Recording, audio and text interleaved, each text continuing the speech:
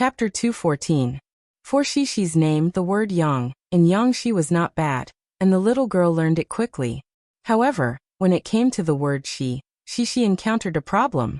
Under the guidance of her father, the little girl, who was clever with her hands, understood it easily.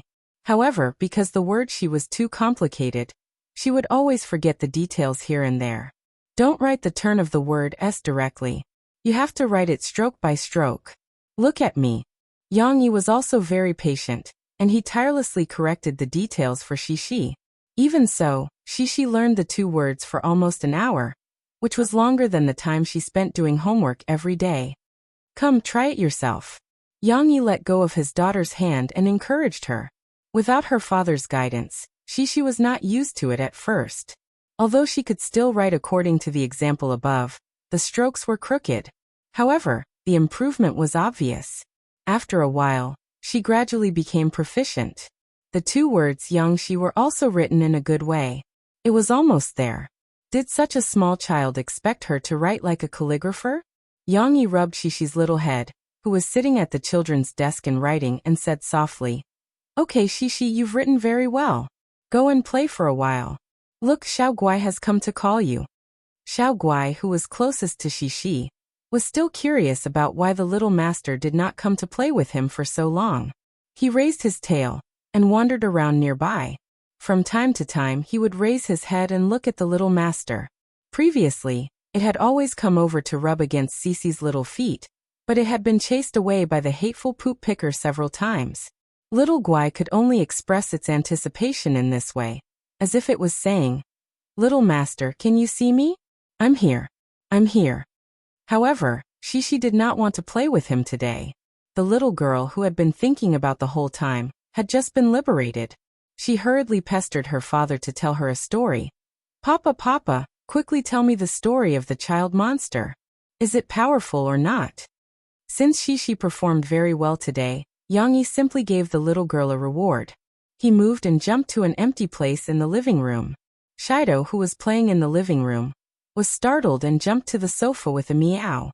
Speaking of which, Sun Wukong and Zhu Beiji found the fire cloud cave.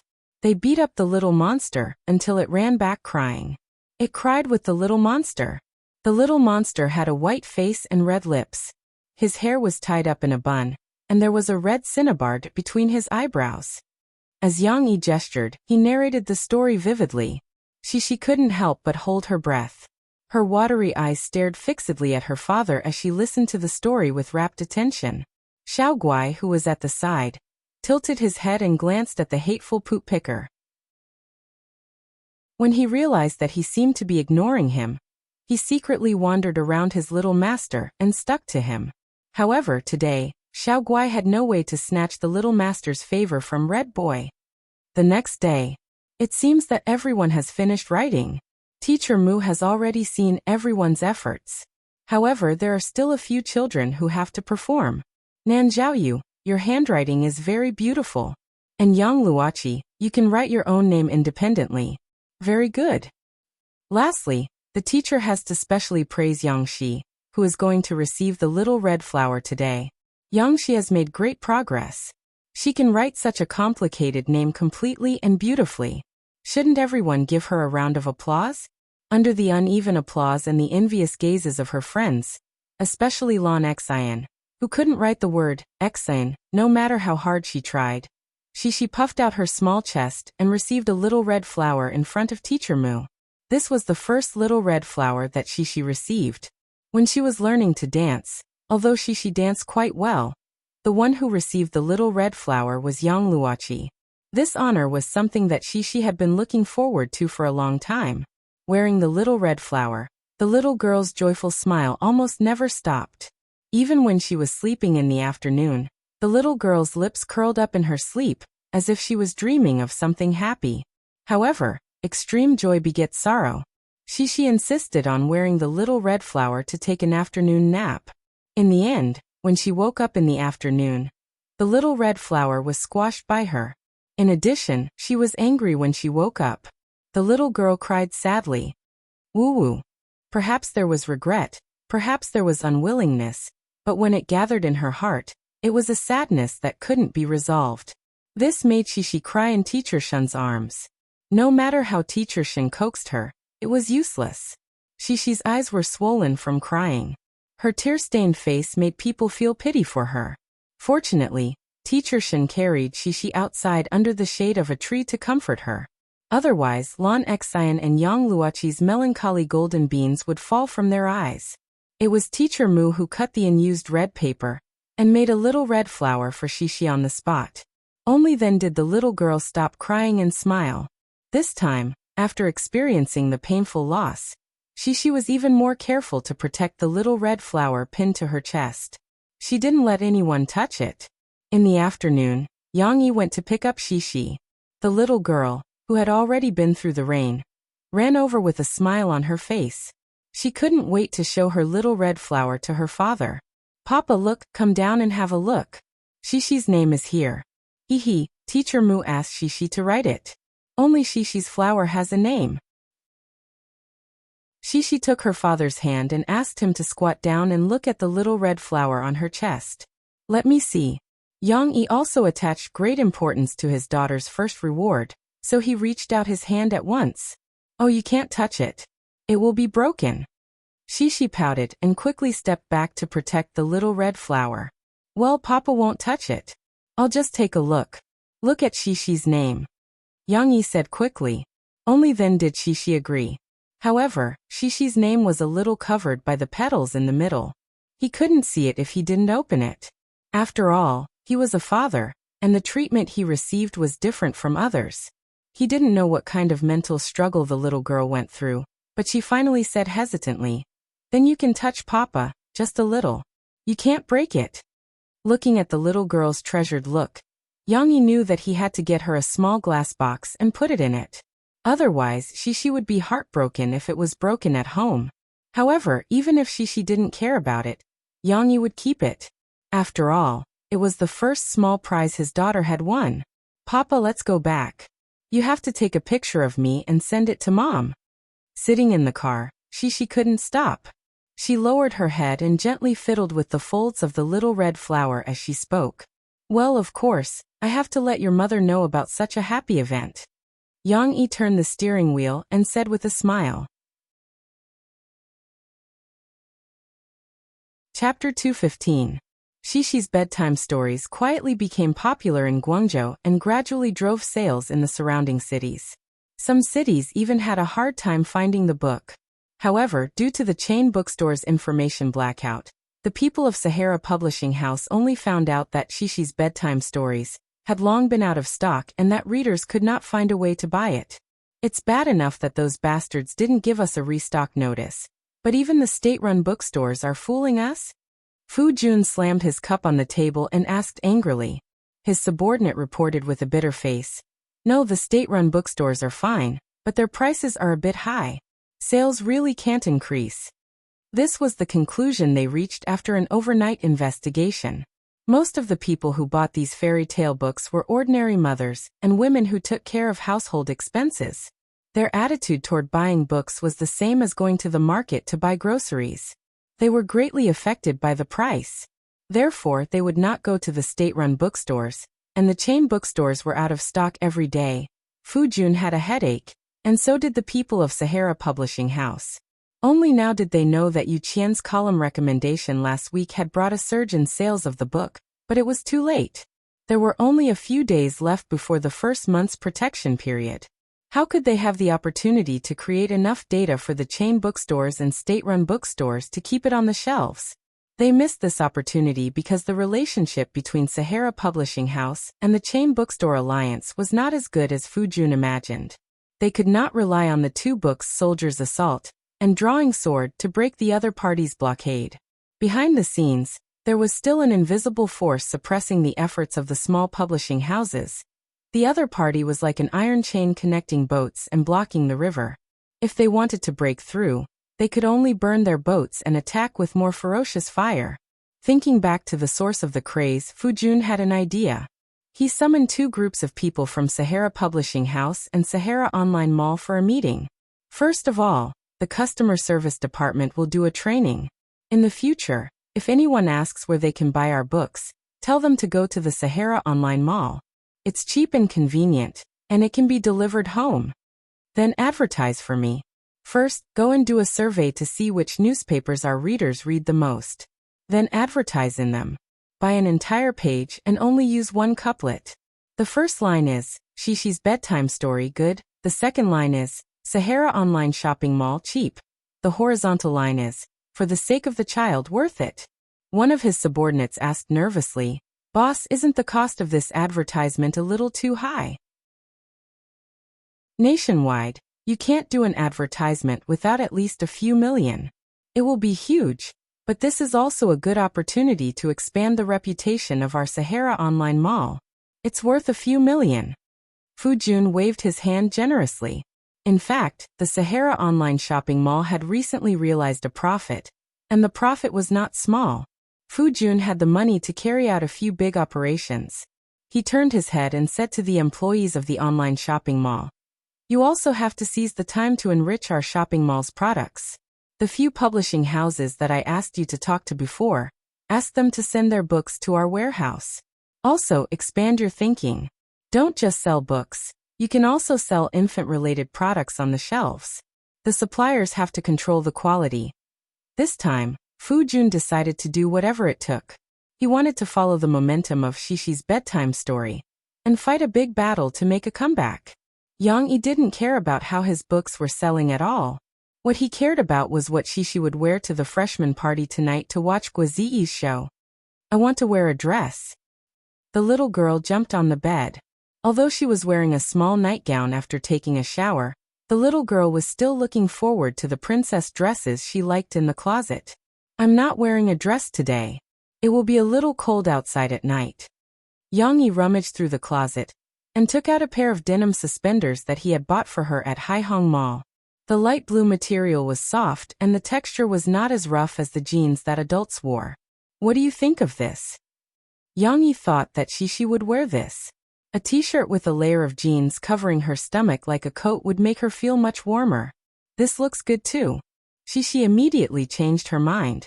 She happily gestured on her body. There's a pocket on my belly. I like it too.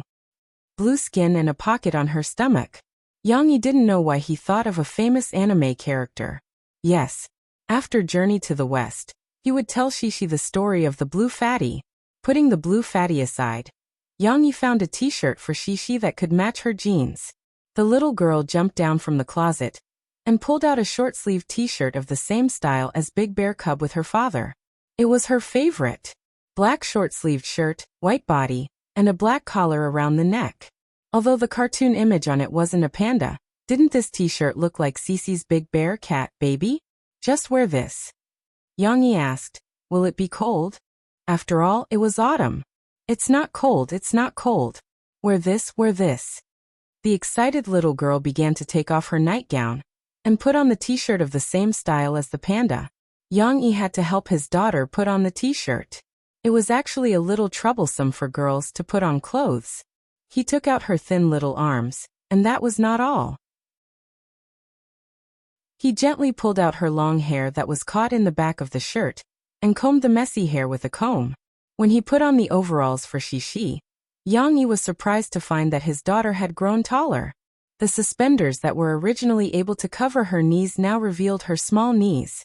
Fortunately, the t-shirt of the same style as the panda was not bought too long ago. Otherwise, Shishi would not fit. Thinking about it, Yang Yi was afraid that he would have to get rid of a batch of clothes for the little girl, and then buy a batch of new clothes. The burden of raising a child was quite heavy. Fortunately, Yang Yi was not short of money now. Yang Yi put on a pair of white socks for Shishi's feet, and then put on a pair of small magenta sneakers with a white star pattern. Then, he went to the mirror for the little girl to show off. When this little girl put on the t-shirt of the same style as the panda without any pants, she could not help but want to look in the mirror. Do you want me to tie up your hair? Yang Yi sat on the edge of the bed and gently stroked Shishi's long hair as he asked. The little girl's hair was very good. It was black, thick and glossy. It felt like flowing clouds sliding through his fingertips, and it was very comfortable. No, no. Shishi waved at her father, the smile on her face still not disappearing. Shishi's outfit was not bad, especially the overalls. It was like a finishing touch, setting off the little girl's baby fat little face, and making her look very cute. Yang Yi dressed his daughter up meticulously, but he dressed as usual. He even wore a pair of large cold slippers, freewheeling. Big brother Yang, we have to hurry, or it will start. Ding Xiang was anxiously waiting for them downstairs. She had changed in the shop early and did not need to put on makeup, so she naturally waited for a long time. She had always been very principled and did not want to be late. Chapter 216. Although Jiang City Media University claimed to be a comprehensive university, its real trump card was the many art schools.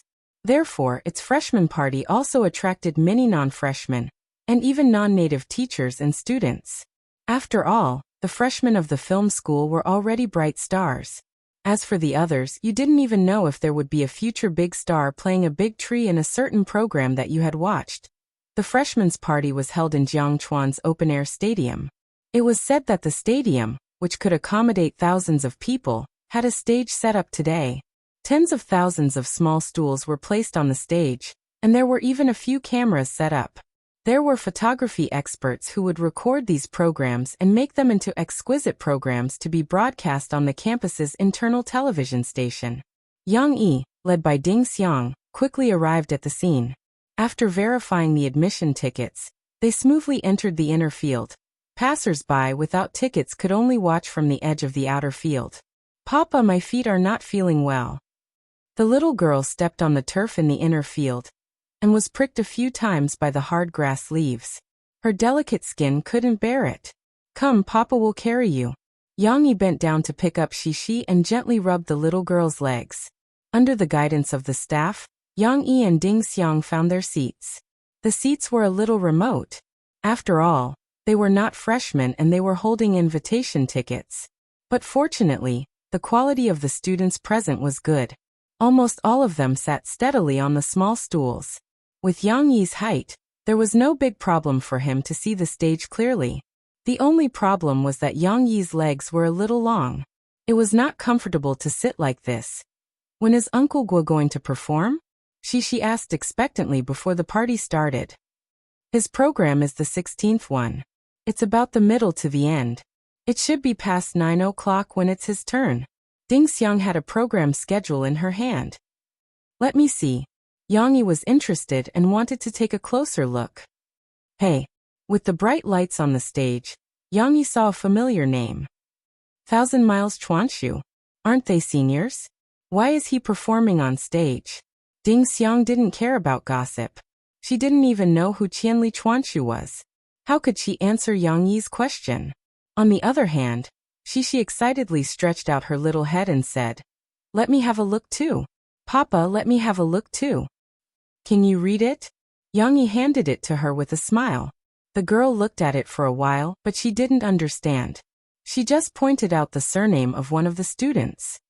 This one is the same as Shishi. The freshman gala finally began.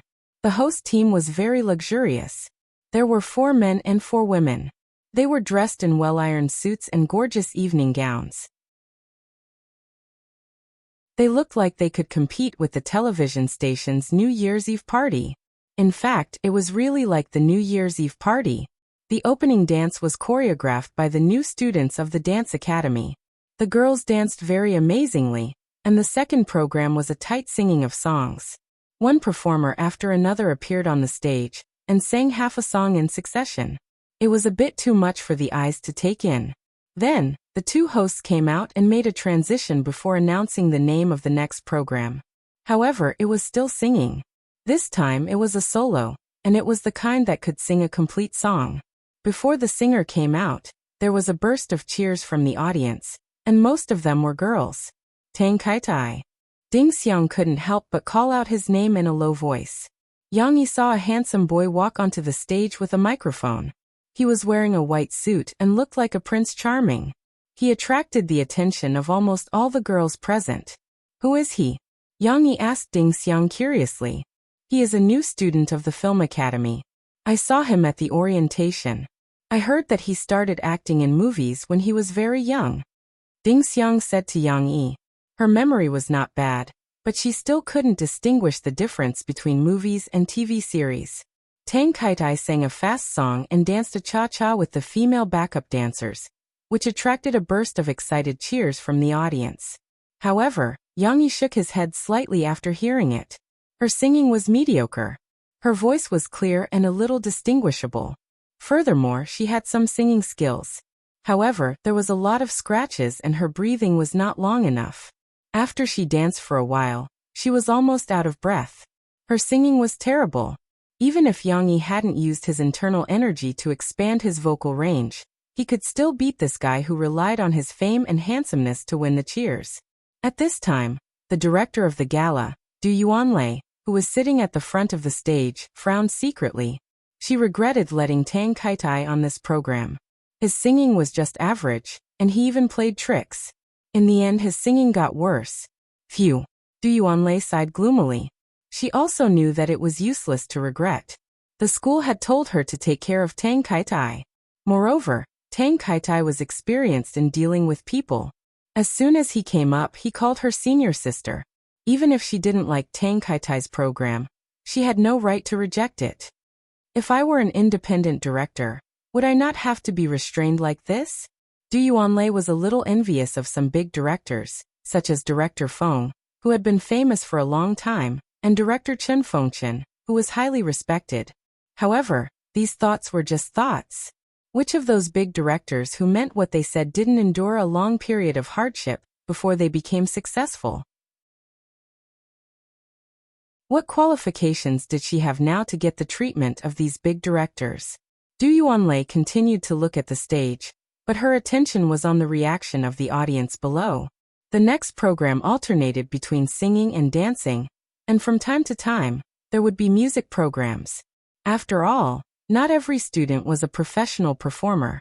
These performances from various departments and specializations were of varying quality. Du Yuanlei could only stagger the arrangements as much as possible.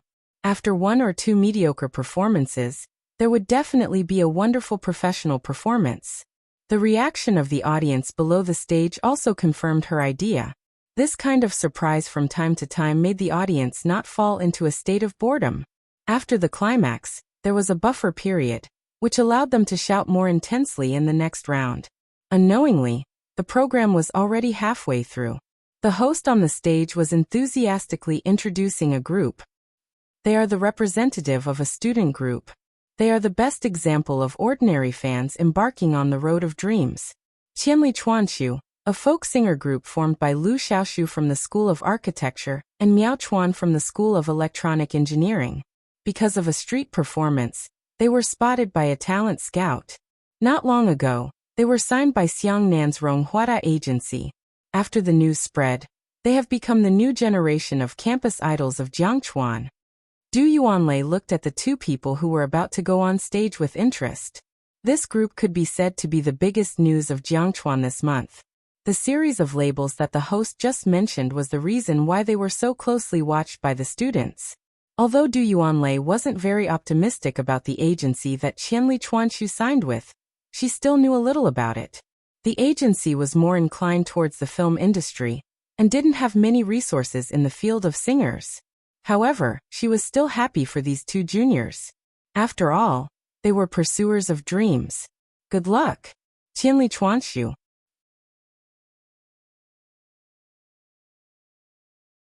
Chapter 217. Qianli Chuanshu went on stage. Their appearance set off a wave of cheers. Clearly, the freshmen were not unfamiliar with the combination of Lu Xiaoshu and Miao Chuan. It's the two uncles who sing well. Shishi was a little surprised as she pulled on her father's sleeve. The little girl's eyesight was very good. She immediately recognized Lu Xiaoshu and Miao Chuan. Yes, that's right. It's them. Yang Yi smiled slightly. Under the dazzling lights of the stage, although Lu Xiaoshu and Miao Chuan still looked ordinary and dressed in ordinary clothes, it was obvious that signing with a management company was a great encouragement for them. The two of them were high-spirited and their faces were brimming with bashful but confident smiles. I'm lost in the northern winter, wandering in the boundless wilderness, looking at a few geese flying away, thinking of her. The familiar melody and lyrics sounded. Qianli Chuanshu began their singing. Yang Yi could not help but sway his head slightly as he listened to their music. This was a somewhat sad folk song.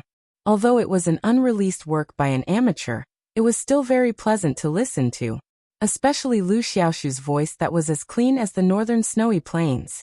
It brought out their own unique charm. This was much more exciting than the other performances of the entire evening party so far. There was still a difference between a folk song and a rock song. The audience did not need to be too fanatical to vent their emotions.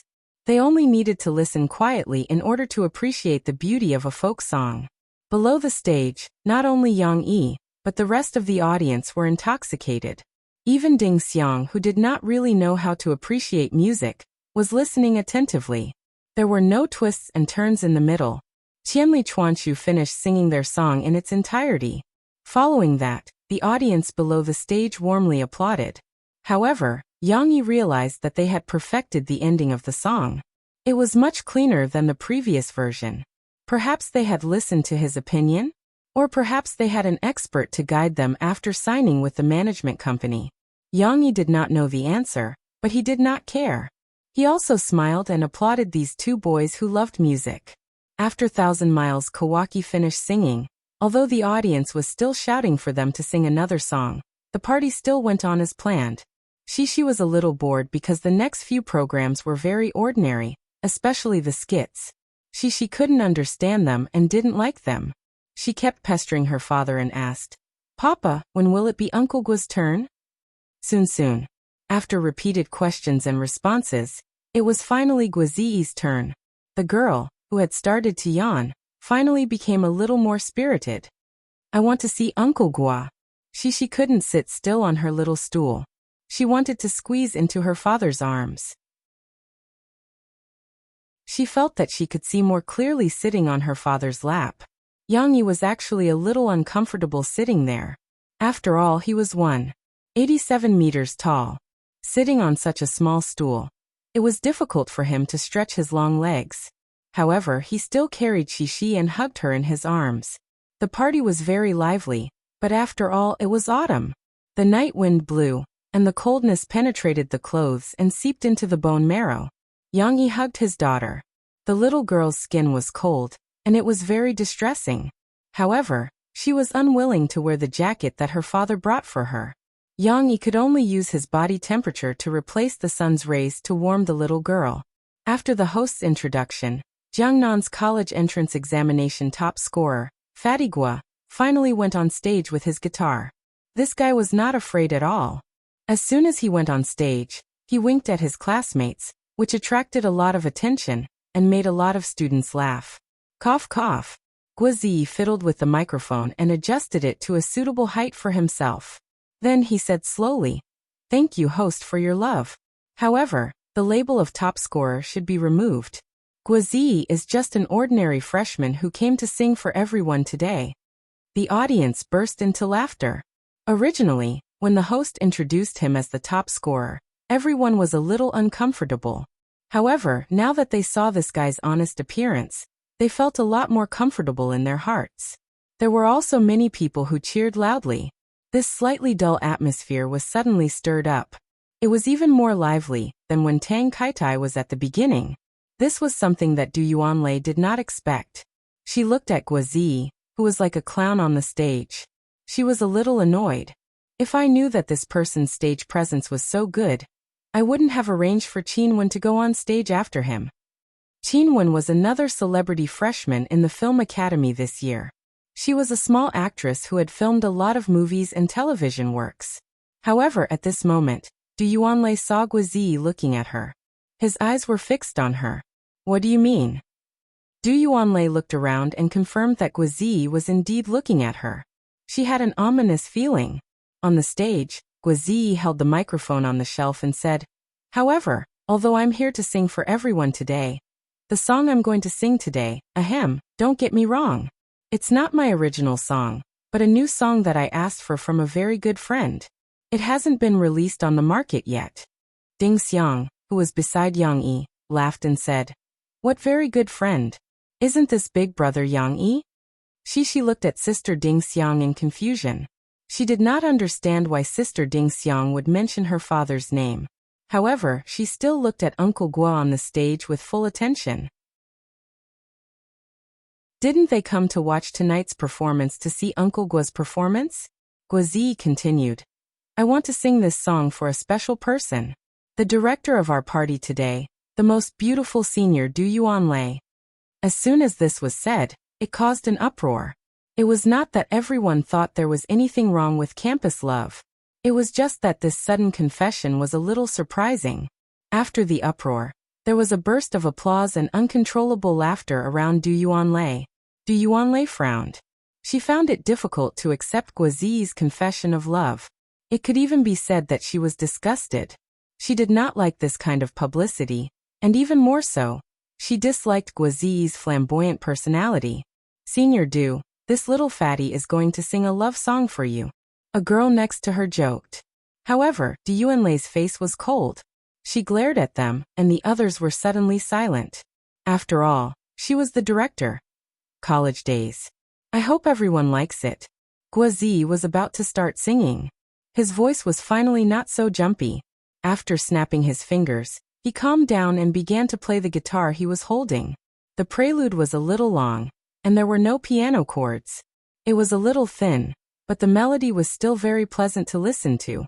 It was clear and simple, like raindrops dripping back and forth under the eaves. The audience, who were originally talking about Guazi's sudden confession, were also attracted by this melody. They quieted down and looked back at the stage, at the boy who was playing the guitar with his head bowed. This was also a folk song? And a campus folk song? Below the stage, 1,000 Miles Kawaki, who did not leave, became spirited. Lu Xiaoshu and Miao Chuan looked at Guazi with some surprise. They listened carefully, and also wanted to learn other people's lyrics and music. This was the habit of every musician. Passing through the sports field to be drenched by the rain. My Shiyu, when did you become lonely? Guazi's voice, which still had a hint of childishness in it, was now displaying its other value, immature and clean. Different from Lu Xiaoshu's vicissitudes of life, Guazi's voice was clean with the mark of youth. He did not deliberately imitate a deep voice. Just softly humming such a campus folk song, it immediately tugged at people's heartstrings.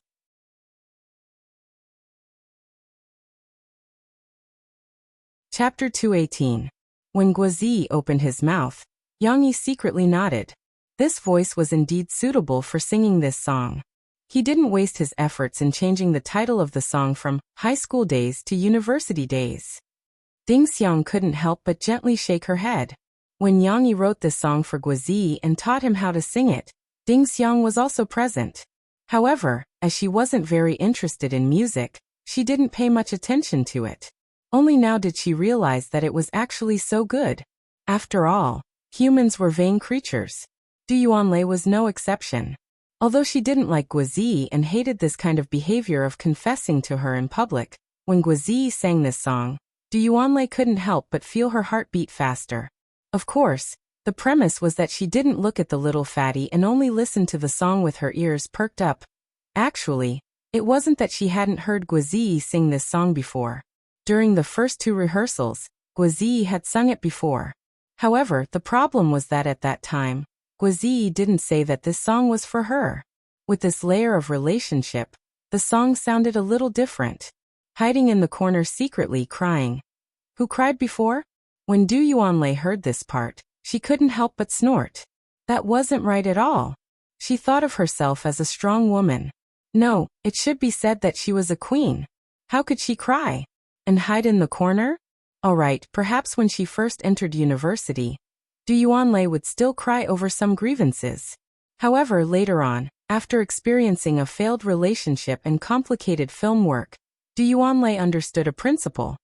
Don't lower your head, the crown will fall. Don't cry, the bad people will laugh. So who would cry? I'm melancholy. Who will understand you? What was she thinking? The person who sang this song was a disgusting fatty. Du Yuan Lei forced herself to shake off the feelings in her head that had long disappeared along with the unforgettable love, and focused on listening to the song. What is love? I don't know. I don't understand forever. I don't understand myself. Guazi didn't know that he had already been placed in the category of impossible. He was still intoxicated by the song. He sang about love in an ethereal voice. The lyrics were a little heartbreaking. Some of the freshmen present might not have felt anything, but those who had experienced it before, as well as many of the older students who had come to watch, felt uncomfortable in their hearts. They felt that Guazi had voiced out their inner thoughts. What is love? Would they be able to hold each other's hands forever, just like the first pledge of eternal love? I can't. So we think we know what love is, but in reality, we don't know anything. Guazi's performance on stage was obviously worse than Tang Kaitai's. Even if he didn't have stage fright, when he sang seriously, he didn't have any intention of interacting with the audience and only focused on singing. But this was also a sincere voice that could easily move people. Hiding the lily diary in the bag, my innocent you. At the end of the song, Guazi followed Yang Yi's score and used a sweep to make the melody come to an abrupt end. It was as if he had really put away his love. As if in the whole world, only his heavy singing was left. The only one in my life. With the only hum, it was as if everything had returned to the beginning, and the prelude loop melody sounded again.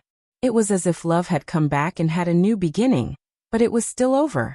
The last loop was heavily clicked, and the stadium was only left with the slight trembling of the strings. The song was over, but the students in the audience were still not satisfied. Just like Qianli Chuanxu's show, the audience once again set off a wave of encore, which was not common. Guazi carried the guitar behind his back and returned to his original smiling face, as if the one who was focused and deep when singing just now was not him. Encore, encore, I don't have a second song to sing for Director Du. He laughed and helped the host to calm everyone's emotions. Then sing it again, this song is very good. The students in the audience also laughed and some guys cheered. That won't do, I'm singing for Senior Du Yuanlei, and my vitality has been exhausted. If you want to listen to it, you can rebroadcast it on the campus TV, or buy the party CD made by Senior Du. Guazi pointed to the camera that was being swung down by the swing arm and laughed. In fact, the school still needed to pay the Copyright Association. Singing other people's songs at the party, as long as it was not profitable, there was no problem. But if the school made a CD and sold it, the school had to pay the Copyright Association to ensure the rights of the songwriter. Even though Guazi had given other solutions, the students still did not let him go. Fortunately, the hosts came to the rescue. They introduced the next program, which was a solo dance performed by Qin Wen. Only then did the audience who were anxious to see the beauty and the celebrity stop their heckling. Seeing that Guazi did not forget to make a heart gesture in the direction of Du Yuanlei, Yang Yi shook his head slightly. He smiled and said to Ding Xiang, "After today's incident, I'm afraid that Guazi will become a famous person on campus in the future, right?" Ding Xiang sighed. "I'm a little regretful that I gave him this idea." "Why?" "I'm afraid that he will be beaten up on the road tomorrow." Ding Xiang snickered. Yang Yi was dumbfounded. He did not know that Ding Xiang, who was usually serious, had such a funny side. At this time Shishi, who was comfortably leaning in her father's arms, pulled her father's lapel, pouted and asked, "Papa, Uncle Gua sang very well, why didn't they let him sing?" "It's not that they didn't let him sing, it's because there are other shows. Uncle Gua only needs to sing one song," Yang Yi said. "The other shows are not good, Papa, let's go home, okay? I'm sleepy." The little girl rubbed her eyes and said softly in her father's arms. "What time is it?" Yang Yi asked and answered his own question. He looked at his watch. "It's almost 10 o'clock? Yes, Shishi still needs to listen to the story and sleep." Shishi took her father's hand and poked her father's watch with her finger. Yang Yi also had the intention to leave. He said to Ding Xiang, "Sisi hasn't taken a shower yet, and it's getting cold outside at night. I won't watch it anymore. I'll take her back first. Do you want to finish watching it, or do you want to leave together?" Ding Xiang hesitated, looked at the little dancing star on the stage. She still chose to leave with Yang Yi, although she was going back to the dormitory. In fact, she still wanted to watch the show, but entertainment was a luxury for Ding Xiang now. She did not have so much time to enjoy it. After going back, she had to take a bath and wash clothes, and then review her lessons. Tomorrow, she had to get up early to go to class and work in the coffee shop. Just like Guizi just sang. What is love? I don't know. Ding Xiang was the same. Love might hurt an idealistic girl like Du Yuanlei, but it was difficult to hurt her, because Ding Xiang also did not have time to think about love. First, work hard to make money so that grandma can have money to cure the disease.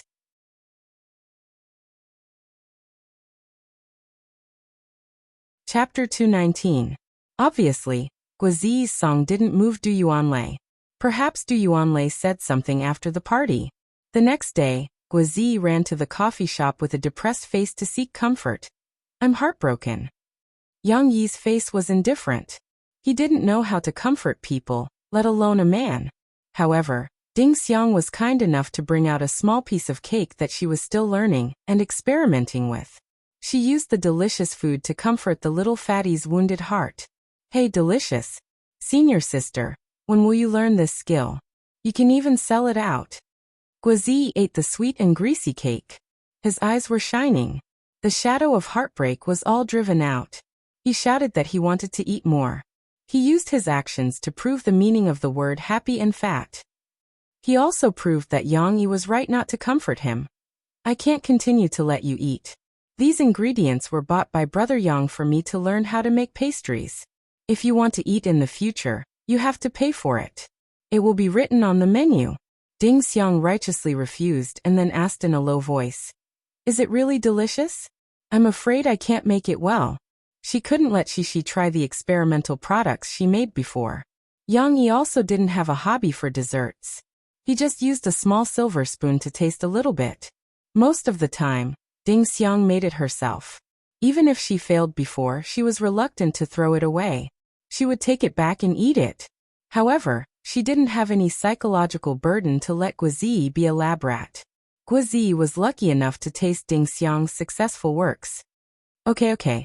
Later, you can discuss the price with Brother Yang and write it on the blackboard. Guizi was drooling and said, I can't wait to eat another piece.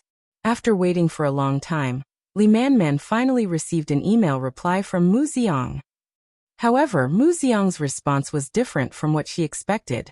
The other party didn't lose his soul because of her soft words. After listening to a few of your albums, your results are getting better year after year, but your singing skills are getting worse year after year. Even the recording studio can't cover up your lack of tolerance. So, why do you have to rack your brains to tempt me to write songs for you? Train your basic skills well, and spend more effort on your own abilities. It's better than you trying to take shortcuts. The email was not long, but Mu Xiang's criticism of her was merciless. It was as if he had stripped away all her disguises and exposed all her scars. Looking at the email, Li Manman's expression could be said to be uncertain. Sadness, resentment, unwillingness, suspicion, jealousy, and so on, all kinds of negative emotions were intertwined. Ichi, who received Li Manman's call, finally came. The moment Ichi pushed open the door, Li Manman put on an aggrieved expression and complained tearfully, Sister E, come and see, this email is too much. I don't even know if it was written by Mu Xiang. I suspect that the B*TCH Murphy purposely hid it from me, and refused to give me the real address. Then she made up the email to provoke me. Ichi comforted Li Manman and carefully looked at the email. As a bystander, Ichi looked at the email and actually had a little idea. The email wasn't wrong. Li Manman did have these problems, but the problem was that Li Manman wasn't the kind of person who humbly listened to other people's criticism. This woman was very smart. She was very good at using her strengths to fight for her own interests. But she had always valued her strengths too much. She thought that she was beautiful, pleasant, and knew how to manipulate a man's bad thoughts. These were enough to replace all her efforts. So, Li Manman ignored her own shortcomings. Especially after she became famous, even if it couldn't be seen from the outside. In fact, she had already become arrogant. In the past, her agent persuaded her to focus on her music, and not put too much thought into currying favor. He dissuaded Li Manman, and caused their relationship to break. So the company arranged Ichi to take care of her. Ichi and Li Manman had some similar ideas. She never persuaded Li Manman, instead, she tried her best to explore Li Manman's potential in some aspects. She let her sing fast songs and dance some sexy dances. The effect was still there. Lee Man-man's current popularity couldn't be separated from Ichi's operation. Ichi was very smart.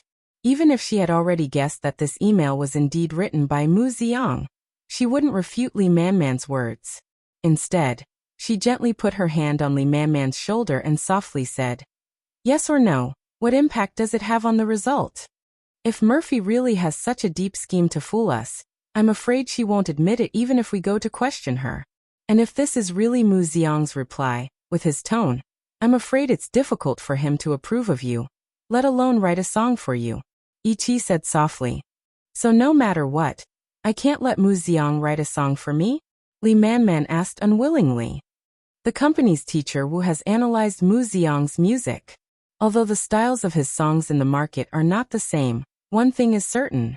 Mu Xiang's songs are not easy to sing.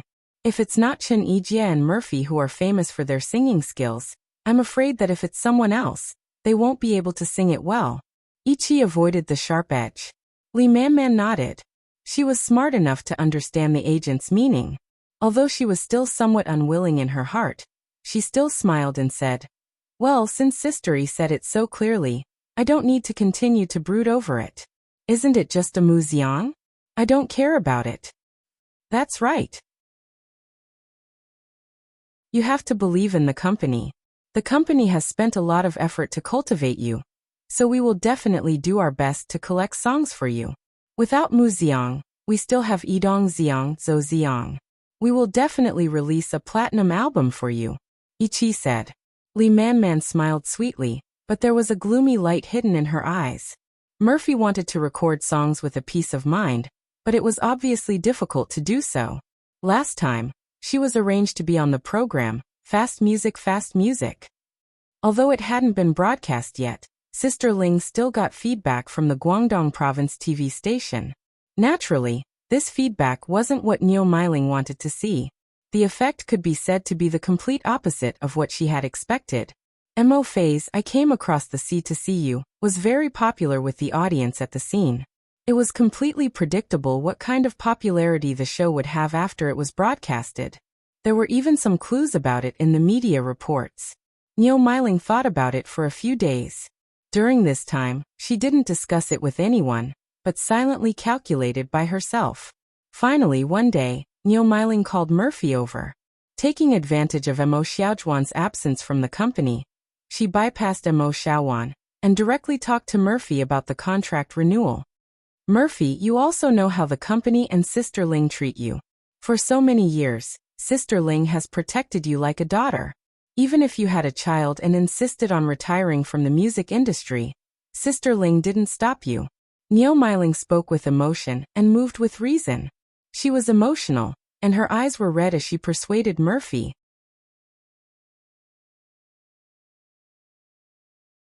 Chapter 220.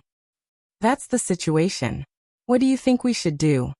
At the dinner table, Murphy rested her chin on her hand as she looked at Yang Yi with sparkling eyes. Niu Meiling talked about their friendship and sighed as she confessed to Murphy about the company's predicament for the past 2 years. In the end, she took out a contract to let Murphy renew, but it wasn't the contract that Murphy had originally signed. Of course, she wasn't too unreliable. She didn't use some deceptive rookie contract to trick Mo Fei. This contract was even better than Zhen Zhen's. It could be considered as a second-tier contract, second only to the top contract. However, the term of the contract was not short. It was originally supposed to be 5 years, but Niu Meiling changed it to 7 years. However, Murphy didn't know why, but recently, she felt that Niu Meiling's smile was a bit fake. Murphy felt that Sister Ling was no longer as amiable as before. She was both a teacher and a friend. Instead, she felt that there was a lot of estrangement. Although she was still reminded of the beautiful memories of the past by Niu Meiling, when she saw this contract, Mo Fei woke up and her mind was very calm. According to what Sister Ling said, the company's operations were in trouble and needed her to share the joys and sorrows, so a second-tier contract wasn't impossible. However, Murphy faintly felt that something was wrong. Her contract still had nearly a year before it expired.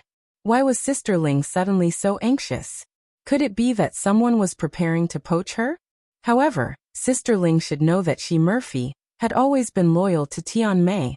When her platinum album successfully reached the top, there were also other major record companies who wanted to poach her and train her to become a pillar of the industry.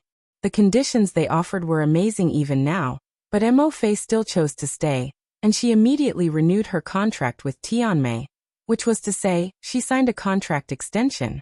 Murphy didn't want to think too badly of Niu Meiling. After all, Sister Ling was her talent scout, so she couldn't understand the reason behind this. Fortunately, Murphy wasn't stupid.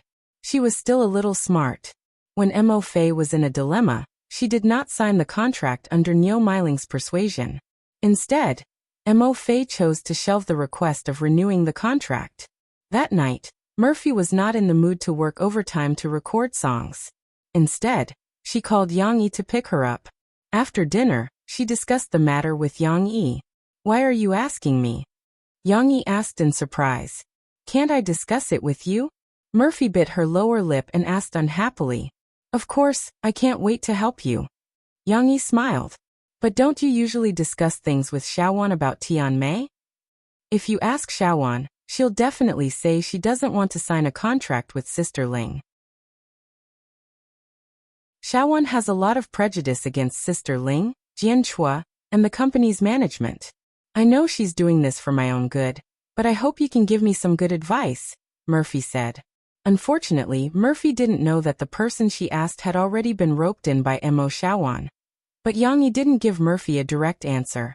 Instead he asked, "What do you think? Do you want to stay in Tian Mei?" Murphy hesitated for a moment. She gently nodded and said, "If the company isn't what I'm worried about, if Sister Ling and the others aren't in a bad state, I still want to stay in Tian Mei.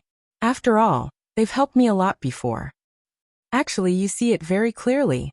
You just don't want to admit it in your heart. Sister Ling is no longer the Sister Ling you knew before. And this company doesn't treat you as well as before, right?" Yang Yi smiled and said straightforwardly. "For example, when you returned, the album they chose for you. Can't you see what kind of songs they chose for you?" Mo Fei bit her lower lip, and her face became gloomy. "Another example is the meeting you told me before. Mu Xiang wrote 12 songs for you.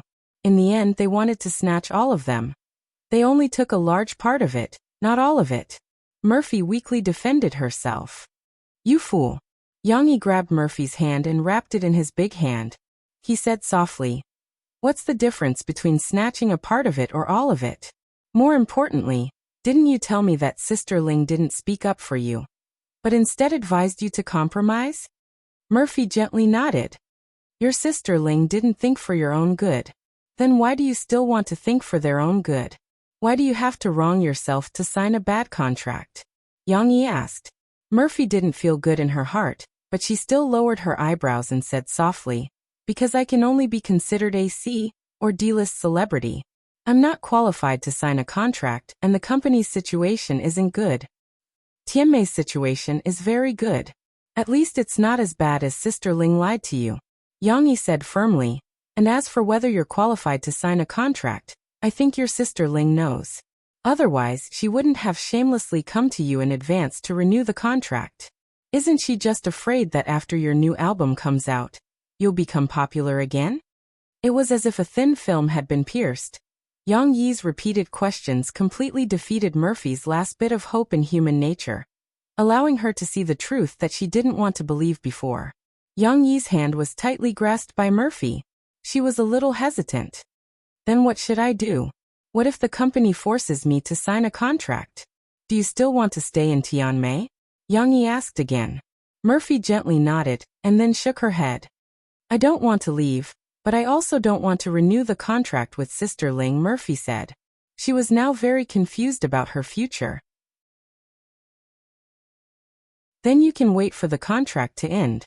Then we'll open our own studio and write your name." Yang Yi gently rubbed Murphy's hand and said, "Let's open it in Tingshan district and find some people to serve you. In the future, you'll live at home. I'll send Shishi to kindergarten and send you to work. I'll pick you up at night.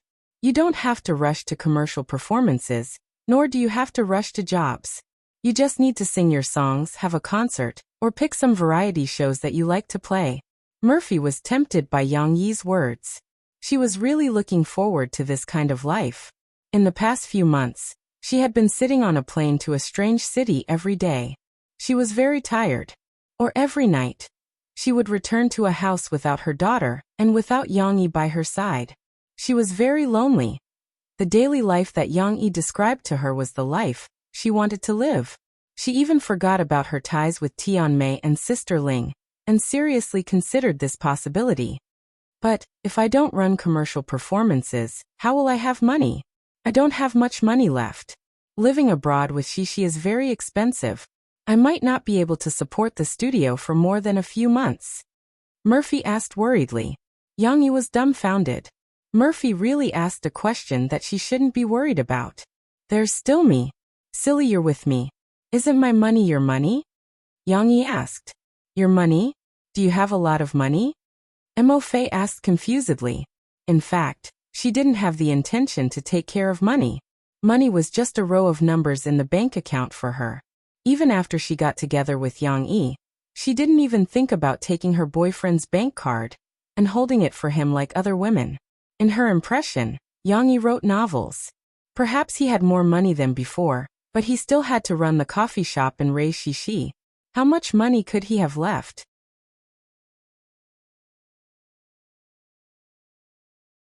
Chapter 221. I'm really rich. Yang Yi didn't know whether to laugh or cry. He explained to Murphy the source of his income, and reluctantly let Murphy recognize the concept that he was very rich. However, Murphy was still a little worried. Yang Yi, the entertainment circle may be different from what you think.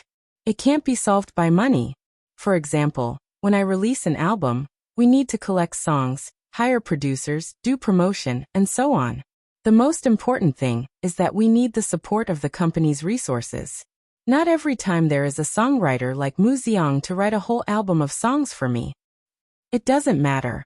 You can trust me. Mu Xiang will write songs for you next time. Yang Yi smiled. He put his right hand's fingers together and cut down. He said half-jokingly, I'll put a kitchen knife on his neck and see if he wants to. You're talking nonsense. Murphy couldn't help laughing and said, if you do that, let alone Mu Xiang, no one will write songs for me in the future. I'm just kidding.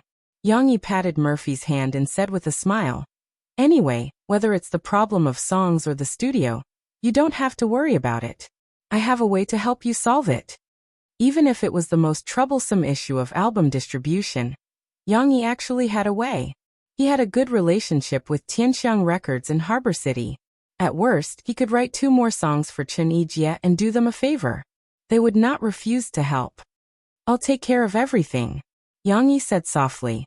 Murphy felt warm in her heart.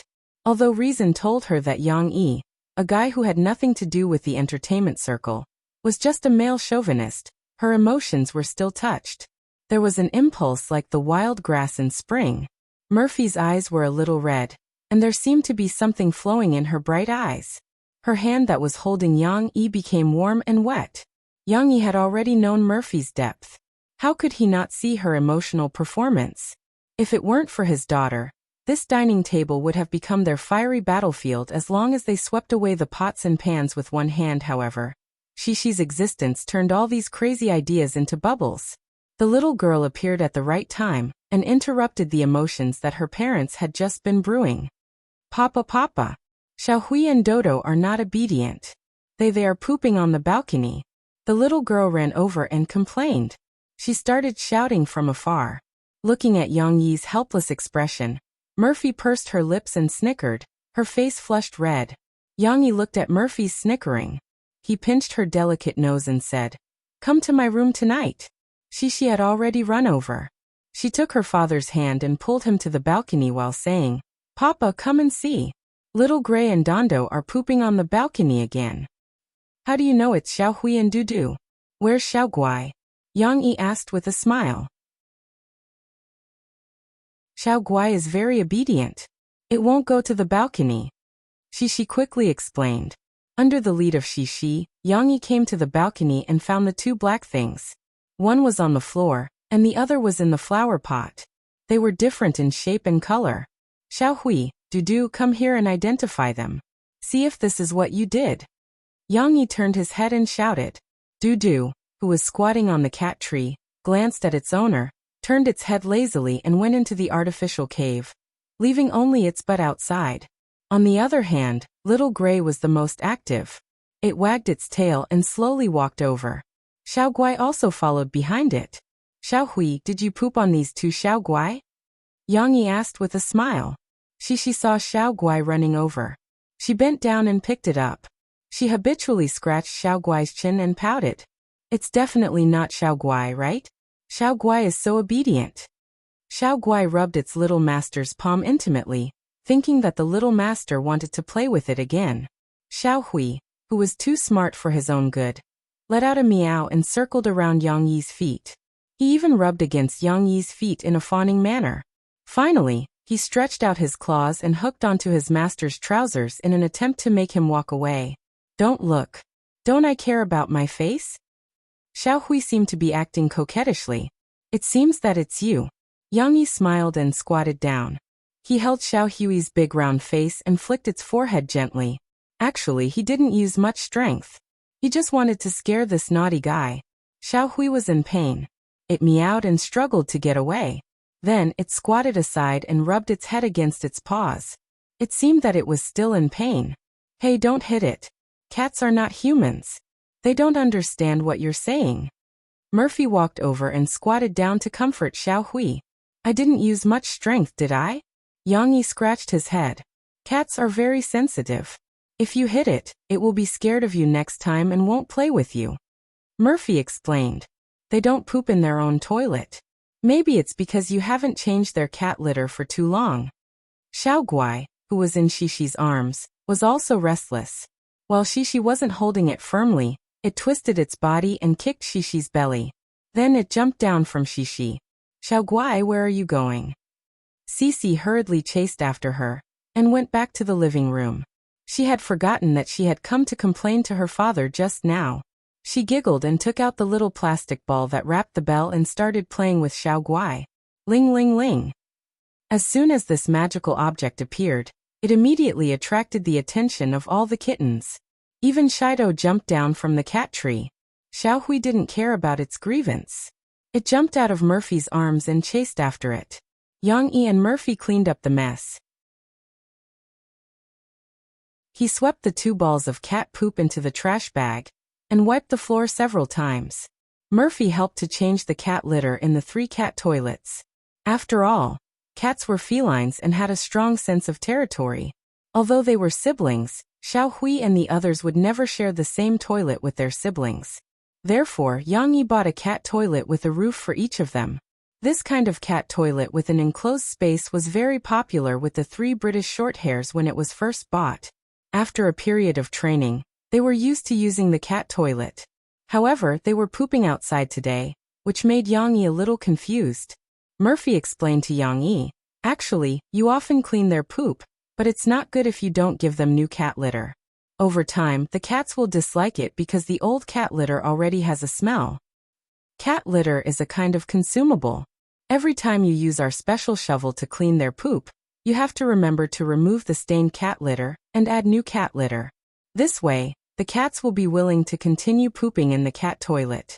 This time, Murphy simply poured all the cat litter in the 3 cat toilets into the trash bag that Yang Yi brought over. Then Yang Yi came over with a heavy bag of cat litter and refilled the cat toilet. After a while, facing the cat toilet in the corner of the study, Xiao Guai, Dao Dao, and Xiao Hui stood in a row. At this moment, the restless Xiao Hui was lying down obediently. Xixi brought a small stool and naughtily sat in a row with the kittens. She looked at her mother with a smile. Murphy was not as fierce as Yang Yi. She picked up the kittens one by one. Even Dao Dao, who was the coldest, narrowed its eyes and enjoyed Murphy's affection. Murphy stroked its thin hair and pointed to the cat toilet. She said softly, "This is Dao Dao's toilet. In the future, you have to be obedient and poo in the toilet. If you are obedient, Mom will reward you." Cici sat on a small stool, twisting back and forth as if she was playing with a wooden horse. Unwilling to be left out, she called out, "Where's mine? What about me?"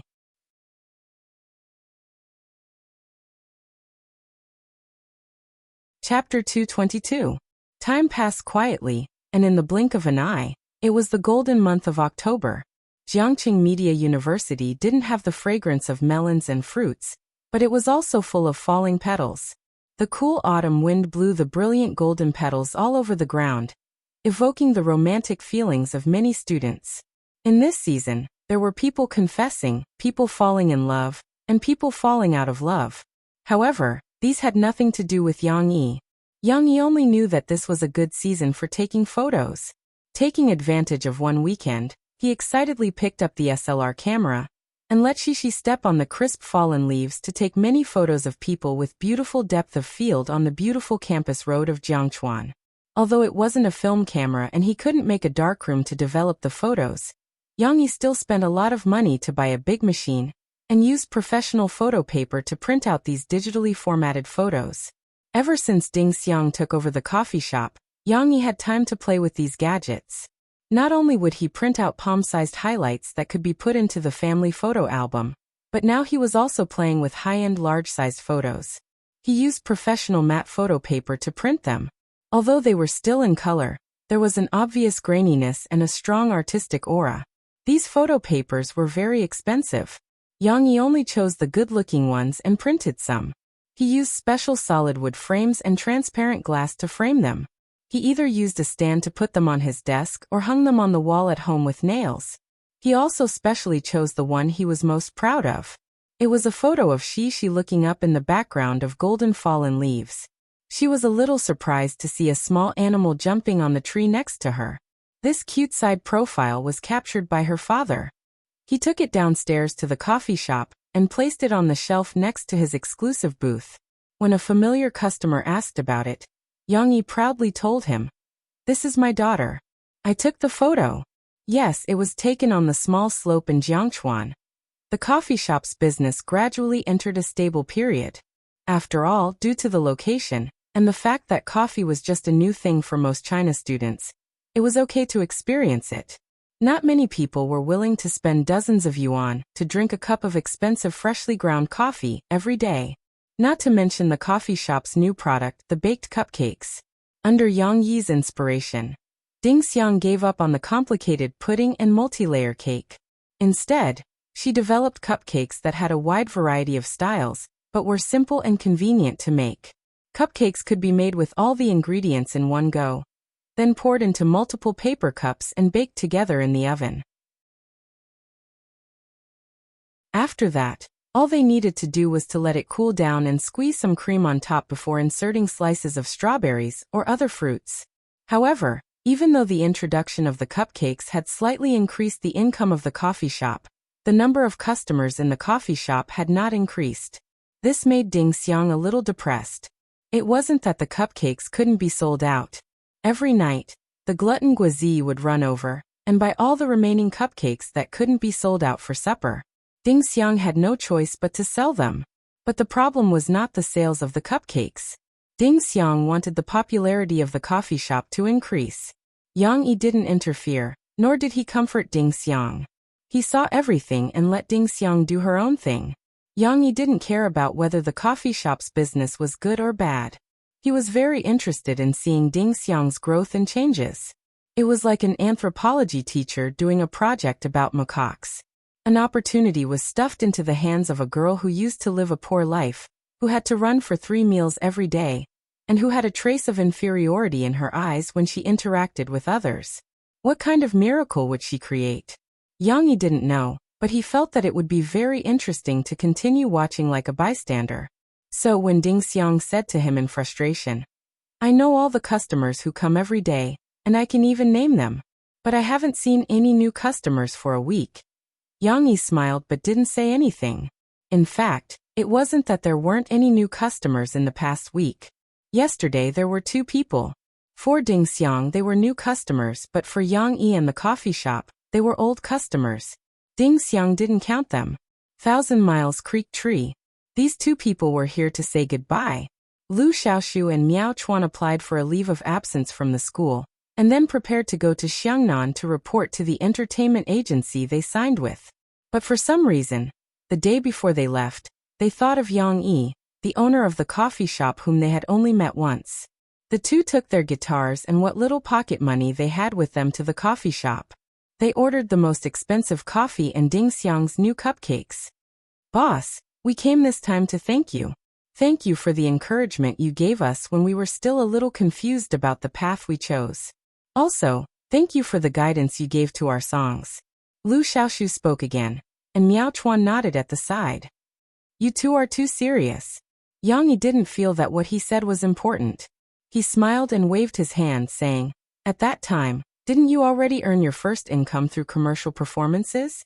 Actually, you just didn't have much confidence in your looks, but deep in your hearts, didn't you already have the determination to walk this path? My words are just icing on the cake." Lu Xiaoshu and Miao Chuan knew that Yang Yi didn't care much about money, and they couldn't give Yang Yi anything in return, so they were at a disadvantage. So this time, they came with their modified representative work, "I Miss Her in the Northern Winter," and wanted to sing it for Yang Yi. This is our modified version. It was also because of your guidance that we were able to use this song to move the talent scouts and have the opportunity to become artists. So before we leave, we hope to sing this song for you, so that you can listen to the song's melody become purer under your guidance. Lu Xiaoshu and Miao Chuan didn't know that Yang Yi had already heard their song at the freshmen's party, but Yang Yi didn't point it out, and raised his hand to signal them to sing. "I'm lost in the northern winter, wandering in the boundless wilderness, looking at a few flocks of geese flying away, thinking of her, that face that can't come back." Lu Xiaoshu's boundless and clean singing voice mixed with Miao Chuan's voice, slowly reverberating in the coffee shop.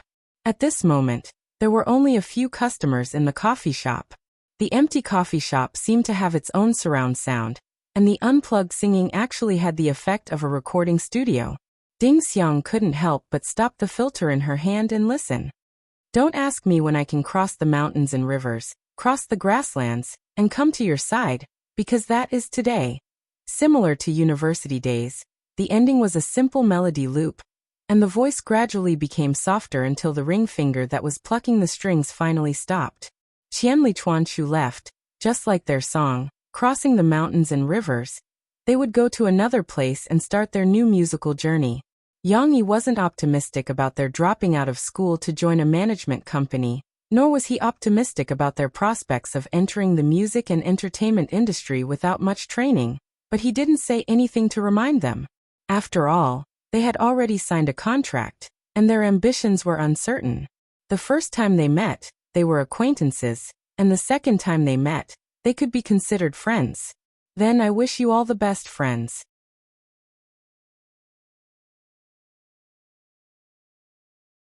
Chapter 223. Southwest Wenshan was a dense forest. The continuous mountain ranges were wrapped in thick vegetation, forming a mass of green tombs. Even the cliffs were mottled with moss. Thick moisture shrouded this originally beautiful world. In the dense forest, sunlight could not penetrate. It was so damp and gloomy that it was more like a tomb that buried all living things. This had once been a nightmare for the army trained on the plains. Today there was a group of Jiangnan troops walking here. Their steps were not difficult. Even when they encountered obstacles, their hands, which were wearing tactical gloves, propped themselves up on the fallen withered trees and slithered over silently like a snake. It was as if they had long adapted to this kind of climate and environment. The scout in the lead raised his fist, and his comrades who were marching separately behind him became vigilant. They raised the rifles in their hands and paid attention to the movements around them. "What's the situation?" When a scout ran over, a man with the same camouflage makeup on his face asked in a low voice. "I don't know yet. De Bao feels that something is wrong. Be alert." The commander nodded. He still trusted Guo de Bao's sixth sense. However, at this moment, gunshots suddenly rang out. One by one, the heavily camouflaged leaf people hung down from the trees like apes, the rifles in their hands spraying red flames wantonly. Although they were already very vigilant, they did not expect a crisis to fall from the sky. The soldiers from Jiangnan emitted red light and helplessly fell to the ground. Of course, not everyone was immediately eliminated. There were a few who were skilled and nimble. When they heard the movement, they immediately turned around and found cover. However, it was too late for them to counterattack. Their cover was immediately covered by a well-trained rain of bullets, and they could not raise their heads at all. Guadabeo was one of them. He saw with his own eyes that when one of his brothers wanted to raise his head to shoot, he was immediately shot in the forehead. His body emitted red light, and he could only lie down helplessly. F***CK, Jean Lang, you bastards are using sneak attacks. If you have the guts, come and fight me one-on-one. Guadabeo shouted sullenly. After a moment of silence, a playful voice was heard. Okay. One-on-one. Come, throw out your guns. I'll fight you one-on-one. If I lose, you win this game. That's what you said. Guadabeo excitedly threw away the rifle in his hand and jumped out from behind cover. This was a special competition for this year's army competition. The Viper Special Forces of the Jiangnan military region were a little miserable. Not only were they in the same group as Jean Lang, but because the location of the army competition was set in the southwest, this was their territory, so their chances of qualifying were even slimmer. Originally, Viper had thought that even if he lost, he would have to fight a little more fiercely with Jean Lang so that he wouldn't lose so badly. However, they were still ambushed and almost all of them were annihilated. If they went back, they would be laughed at to death. However, Guadabeo still felt that he had grasped onto the last straw of hope, regardless of whether the other party was coaxing him or not. At least there was still a glimmer of hope. Moreover, in terms of experience in fighting in the jungle, even a few vipers might not be able to win. However, in terms of personal skills, Guadabeo was still a little confident. The people of Jean Lang were still standing vigilantly with their guns. A few of them had already spread out to investigate. Only a guy who was a little jumpy was taking off his disguise, revealing the same military uniform as Guadabeo. However, there was a wolf's head sewn on his sleeve, revealing his identity. Guadabeo also learned from the other party. He threw aside the cumbersome bulletproof vest, tactical suit, and a dagger that he liked to tie to his ankle. Strategically, he despised the enemy, but tactically, he had to pay attention to the enemy. When it was time to fight, that guy also became serious. He stared at Guadabeo and said in a deep voice, "The captain of the second team of the Southwest Military Region's Jean Lang Special Forces, Shen Xinyu." This was a self-introduction. Guadabeo also cupped his hands in a very gangster manner and said, "Jiangnan Military Region's Viper Special Forces, Guadabeo." Without further ado, they immediately started fighting. After Guadabeo had experienced the competition with Yang Yi, his kung fu seemed to have improved again. As soon as they started fighting, the fierce wind from the split palm made Shen Xinyu have no choice but to pay attention.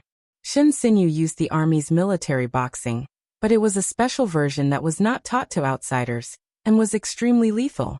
Although it was not as fierce as the split palm, Shen Xinyu steadily parried and looked for opportunities to counterattack. That was always a tricky and vicious counterattack, which also made Guadabeo not dare to show any flaws. The entanglement between the two of them was almost a punch to the flesh, and they fought to their heart's content for almost a quarter of an hour. Shen Xinyu suddenly took a step back and laughed. "Guadabeo, if you only have this little bit of kung fu, I'm afraid you're going to lose today." Guadabeo said angrily, "Don't F***king only know how to talk. Come on, beat me up." He was so excited that his sweat had washed away the camouflage on his face. The clothes that had been torn in the fight just now were now revealing his dark and extremely strong muscles. "Then I'll offend you." Shen Xinyu rushed forward, and his move suddenly changed. It was originally a military boxing, but now, it suddenly became a close combat Wing Chun. Guadabeo recognized it, but he was a little unable to resist. After Shen Xinyu got close, it was a little difficult for him to find a space to use his split palm, and it was very difficult to fight. But Guadabeo was also tenacious. He resisted for another quarter of an hour before he was unexpectedly tripped by Shen Xinyu's foot. Then he was caught by the back of his hand and pressed firmly to the ground. "Do you admit defeat?" Shen Xinyu was a little embarrassed by Guadabeo's desperate struggle. He took a breath and asked. Guadabeo's mouth was gnawing on the soil, and the smell of rotten vegetation entered his nose. He breathed heavily and said sullenly, "No. Admit defeat."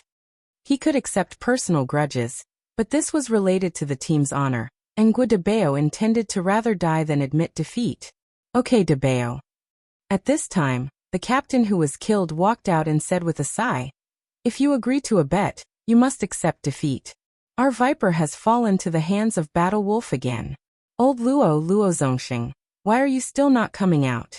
Did you retire, you bastard?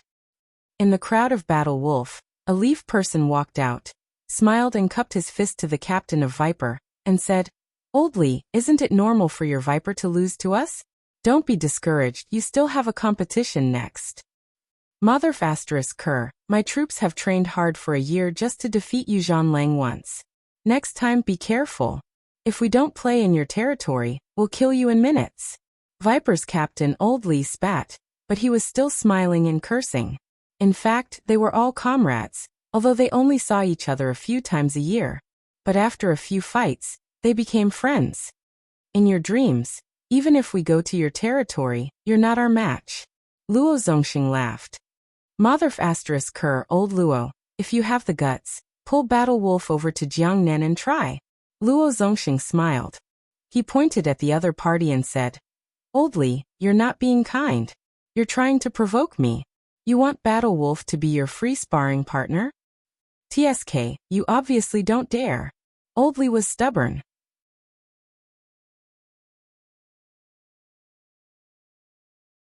Chapter 224.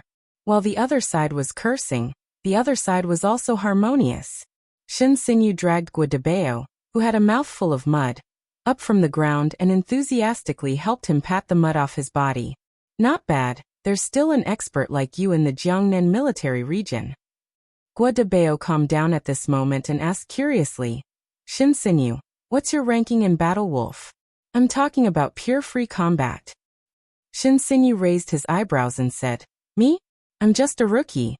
If you come to the Southwest military region and ask who's the best in Battle Wolf, it's definitely me, Shin Sinyu. Next to him, Battle Wolf's teammates could not help but smile. They knew that Shin Sinyu, this fellow, was boasting again. In Battle Wolf, even if Shin Sinyu was not ranked first, he was at least in the top 3. Otherwise, how could he dare to say that Battle Wolf would admit defeat if Guadabeo defeated him? The simple and honest Guadabeo believed it. He nodded and said with emotion, Battle Wolf is really talented.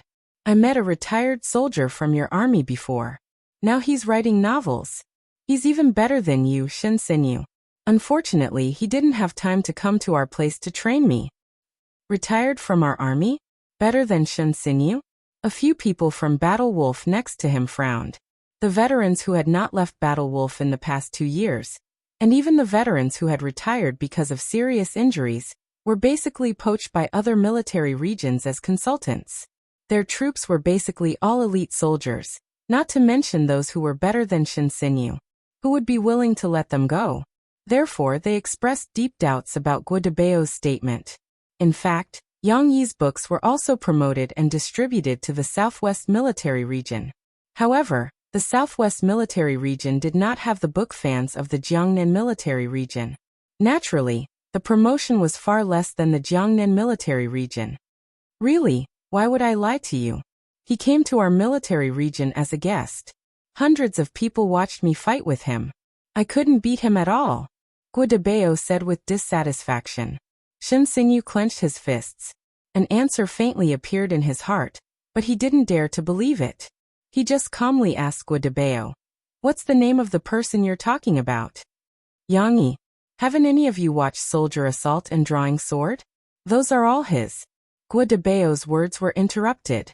As expected, after hearing this name, Shin Sinyu's eyes suddenly widened. He rushed forward, grabbed Guadabeo's hand and asked excitedly, Yang Yi? Are you talking about Yang Yi? Mu Yi Yang, the E of anecdotes? Guadabeo was still thinking about how to write the E of the anecdote, but he was thinking about the E of the anecdote.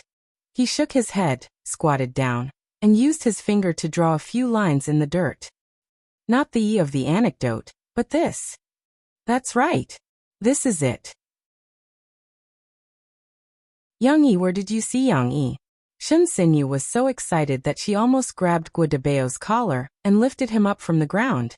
The noise attracted the attention of old Li and Luo Zongxing. Luo Zongxing walked over and scolded. Shen Xinyu, what are you doing? Put him down. These are our comrades. Are you confused between a drill and a war? Shen Xinyu quickly let go of Guo Debao and did not bother to defend himself. He said excitedly to Luo Zongxing, Master Luo, this guy, Guo Debao said that he saw Yang Yi. Yang Yi. The name suddenly made Luo Zongxing feel absent-minded. It was as if he had suddenly returned to the past. The brother who made him feel ashamed every time he thought of it appeared in front of his eyes.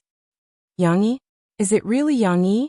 Several veterans of Zhanlang also widened their eyes and asked excitedly. Yang Yi, where is he now? Luo Zongxing, who was called Master Luo by his brothers, sounded a little heavy, as if to cover up his sobbing nasal voice. Is he okay now? He should be fine, right? I wrote 2 very good novels. Haven't you read them? By the way, is he really from Zhanlang? Guo Debao scratched his head and said. Old Li nodded and said, I've also seen Yang Yi. He's doing well now. I heard that our superiors wanted to hire him as Viper's instructor, but he didn't agree. Hey, old Luo, what's going on with him? Sai, it's all my fault. I didn't protect him well. Luo Zongxing smiled bitterly and said calmly, when he left, he didn't even leave a way to contact him. We've been looking for him all these years, but we couldn't find him. 2 years ago, Lu. Shen Xinyu almost said it out loud. Fortunately, a brother next to him pulled him back.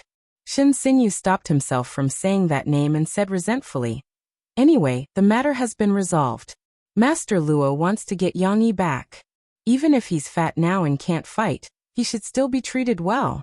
By the way, his military status has been restored long ago. He's just retired. Guo Debao didn't allow others to talk about his idol. He said unhappily, Yang Yi didn't get fat. He's still very strong. Didn't I say that he's stronger than you? Nonsense, Yang Yi is stronger than me? In the past, he was tortured by me and Zhanlang. Shen Xinyu shouted unhappily. In fact, there wasn't such a big gap between them. Yang Yi and Shen Xinyu used to be on par with each other, and neither of them was convinced of the other's strength. However, Yang Yi and Shen Xinyu were friends who had gone through life and death together. In addition, they appreciated each other. So Shen Xinyu had been thinking about Yang Yi, an old rival. But he couldn't lose in terms of momentum.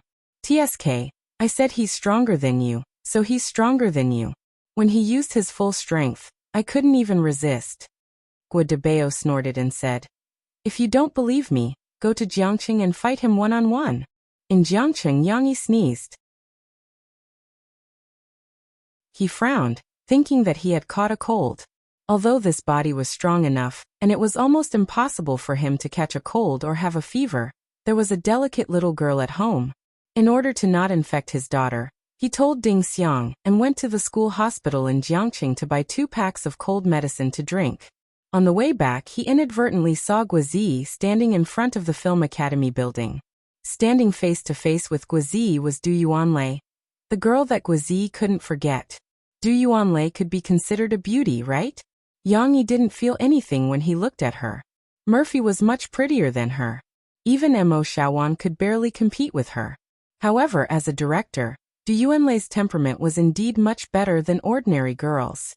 Maybe it was because of her talent that Guozi was attracted to her? Because Guozi was his good friend Yang Yi, who didn't gossip, was also interested. He watched from afar for a while, watching Guozi's expression gradually change from joy to disappointment. Finally, he lowered his head, handed the things in his hand to Du Yuanlei, and walked away dejectedly. Du Yuanlei was expressionless throughout the whole process. After waiting for Du Yuanlei to return, Yang Yi quickly walked towards Guozi. He patted the depressed little fatty's shoulder and said with a smile, What's wrong? Didn't you say that you've given up? Why are you looking for her again today? Brother Yang. Guozi saw that Yang Yi was a little surprised and blushed. You saw everything? I saw it. It's not a big deal. You were rejected. Yang Yi comforted. There are plenty of fish in the sea. Why do you have a one-sided love for one flower? Guozi sighed and told the whole story. Originally, the little fatty had also given up. But later, Du Yuanlei called all the performers for a meeting. She requested for non-original programs to provide the authorizations of the songwriters, so that they could have a share of the profits. Basically, they couldn't give it. So their share of the profits from singing basically went to the songwriters. Although it wouldn't be much, it was indeed the request of the copyright organization. It was a pervasive restriction on all possibilities of profit from infringement. However, there were still a few people who could provide the authorizations. For example, Tang Kaitai, who had a strong background. If Guozi asked, Yang Yi would also give him the authorizations. But this guy didn't care about such a small amount of money. He was too lazy to make it so complicated. But he still needed to provide the name of the songwriter of his song, University Days. Guozi knew that Yang Yi didn't want the whole city to know, so he suggested to tell Du Yuanlei in private. Du Yuanlei agreed. This gave Guozi a wrong signal. This guy thought that his relationship with Du Yuanlei could be saved, so he secretly learned from Yang Yi. To be exact, he secretly learned from Xishi's handiwork. He wrote a full love letter and folded it into a heart pattern. Then there was the scene that Yang Yi saw just now. She accepted the letter? Yang Yi remembered that Guozi gave something to Du Yuanlei. No, it's just another piece of paper with your stage name, Mu Ziong, and a certification link from a copyright organization. Guozi sighed and said. He spread out the other hand that he had been clenching. His red heart was soaked with sweat. It's still the same sentence. There are plenty of fish in the sea. There are so many beautiful women in Jiangchuan. You don't have to hang yourself on Du Yuanlei. Yang Yi comforted him. A real man. How can I have a family without a career? Brother Yang, I don't want to fall in love. I want to work hard for my dream of being an actor. Guozi threw the red heart into a passing trash can and said solemnly.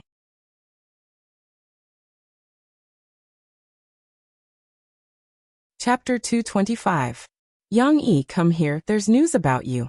In the bedroom, Yang Yi was packing up the clothes, hats, cosmetics, and some other miscellaneous things that Mo Fei brought, and stuffed them all into the suitcase. Mo Fei, who was watching TV in the living room, suddenly yelled. Last time, Niu Meiling asked Murphy to renew the contract, but Murphy, who asked for Yang Yi's advice, resisted the other party's flowery words, and then sent Mo Xiaowan to deal with the company. It was true that Mo Fei did not know how to play mind games with others, but Mo Xiaowan knew how to play mind games without a teacher, and she was very good at playing mind games. One word: delay. No matter what the reason was, it was to delay and not renew the contract so early. Niu Meiling was flustered and exasperated, but she couldn't do anything to Mo Xiaowan. She couldn't help it.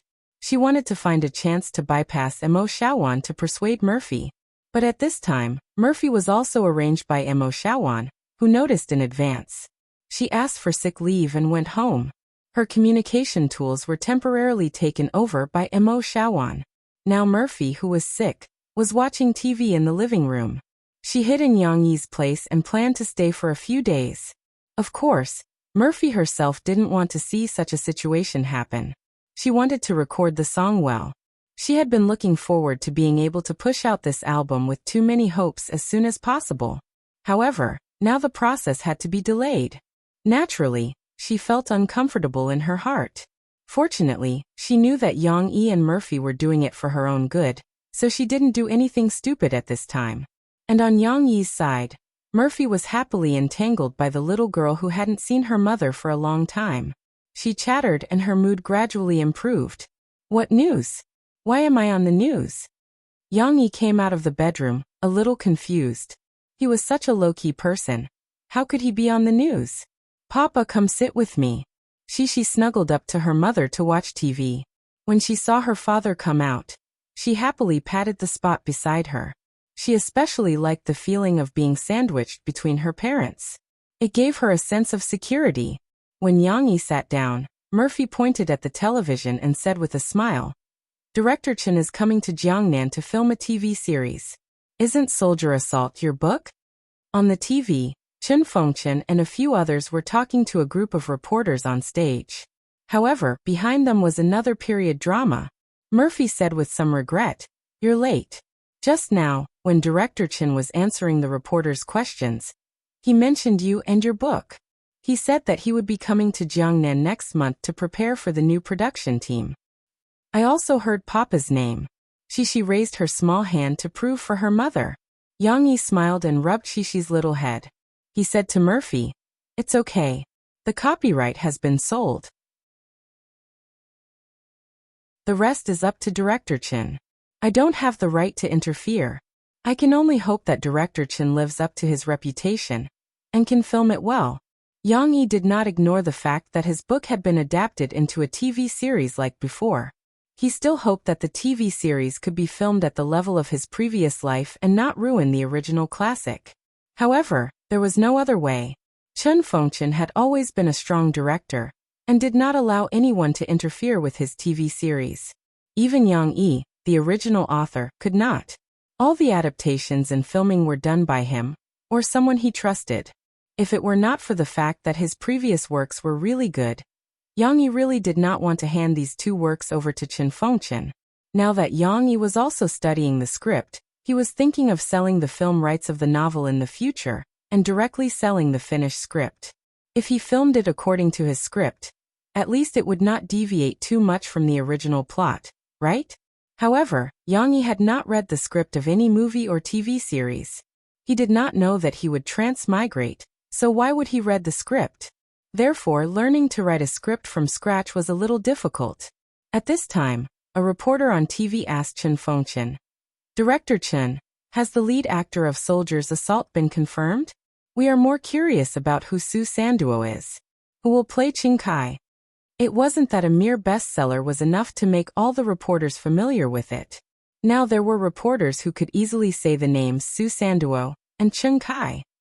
The main reason was that Chen Fengchen had already released the rumor that he was going to select actors for the new drama. Naturally, the all-pervasive reporters had done their homework. Soldier's Assault is a very excellent story.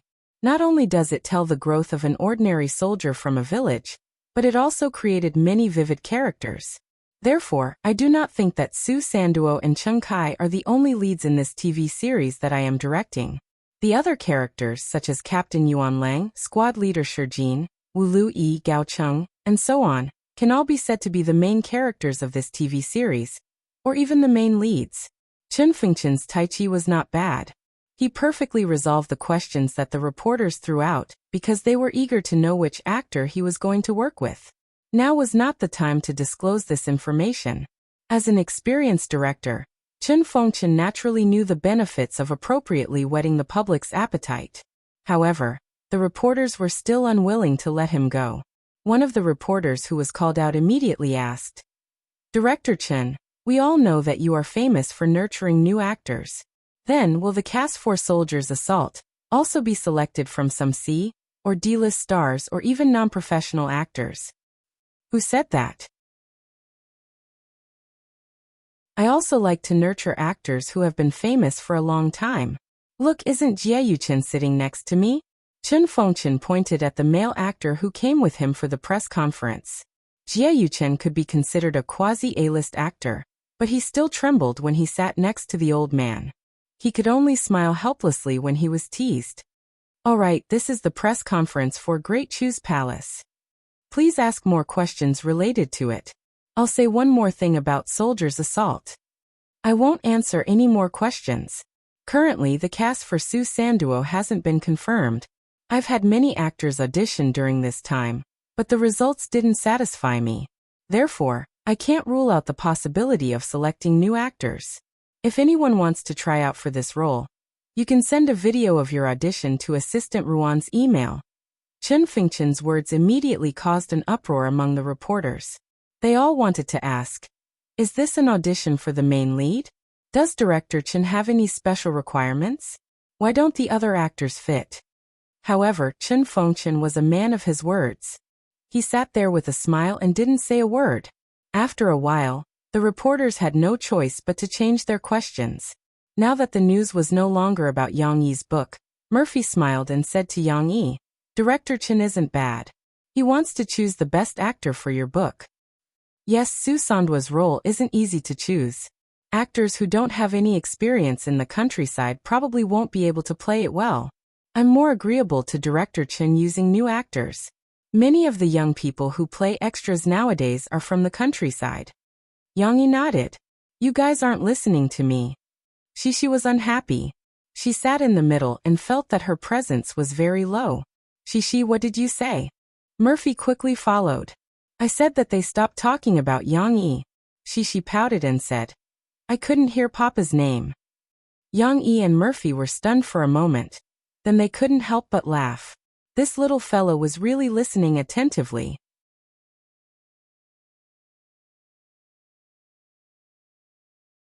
Chapter 226. Springfield Kindergarten's curriculum was very interesting. The teachers didn't just force the kids to learn, they focused more on enlightening the kids' abilities. For example, the first 2 weeks of learning how to write. After the teachers taught the kids how to write the strokes, they asked the kids to go home and study how to write their names with their parents. It was this kind of exploration that allowed the kids to understand the structure of words. In the future, they didn't need the teachers to teach them word by word. They could learn how to write other words by imitating them. Of course, this writing lesson was just a beginner's lesson. It was not suitable for these half-grown children to lie on their desks and crawl all day long. After the teachers had enlightened their basic writing skills, they started other more interesting lessons. For example, this week's handicraft class was held. Although it was held to enlighten the kids' hands-on skills, it was very popular with the kids. She liked it very much. Almost every day after she came back from kindergarten, she would look forward to going to kindergarten the next day. Under the guidance of Miss Shen, who was good at all kinds of handicrafts, she and the other kids seemed to have entered a new world. On the first day, she brought home a heart made of folded red paper. This was even plagiarized by the despicable dad. Yang Yi took a picture of it and sent it to Murphy. He didn't even tell Murphy that it was she who folded it. On the second day, she brought home a big cardboard. On the cardboard, there was a pattern of trees and flowers made with colored shreds of paper and a watercolor pen. On the third day, she brought home a handmade phone that Ms. Shen taught them to make with 2 paper cups and a cotton thread to play with.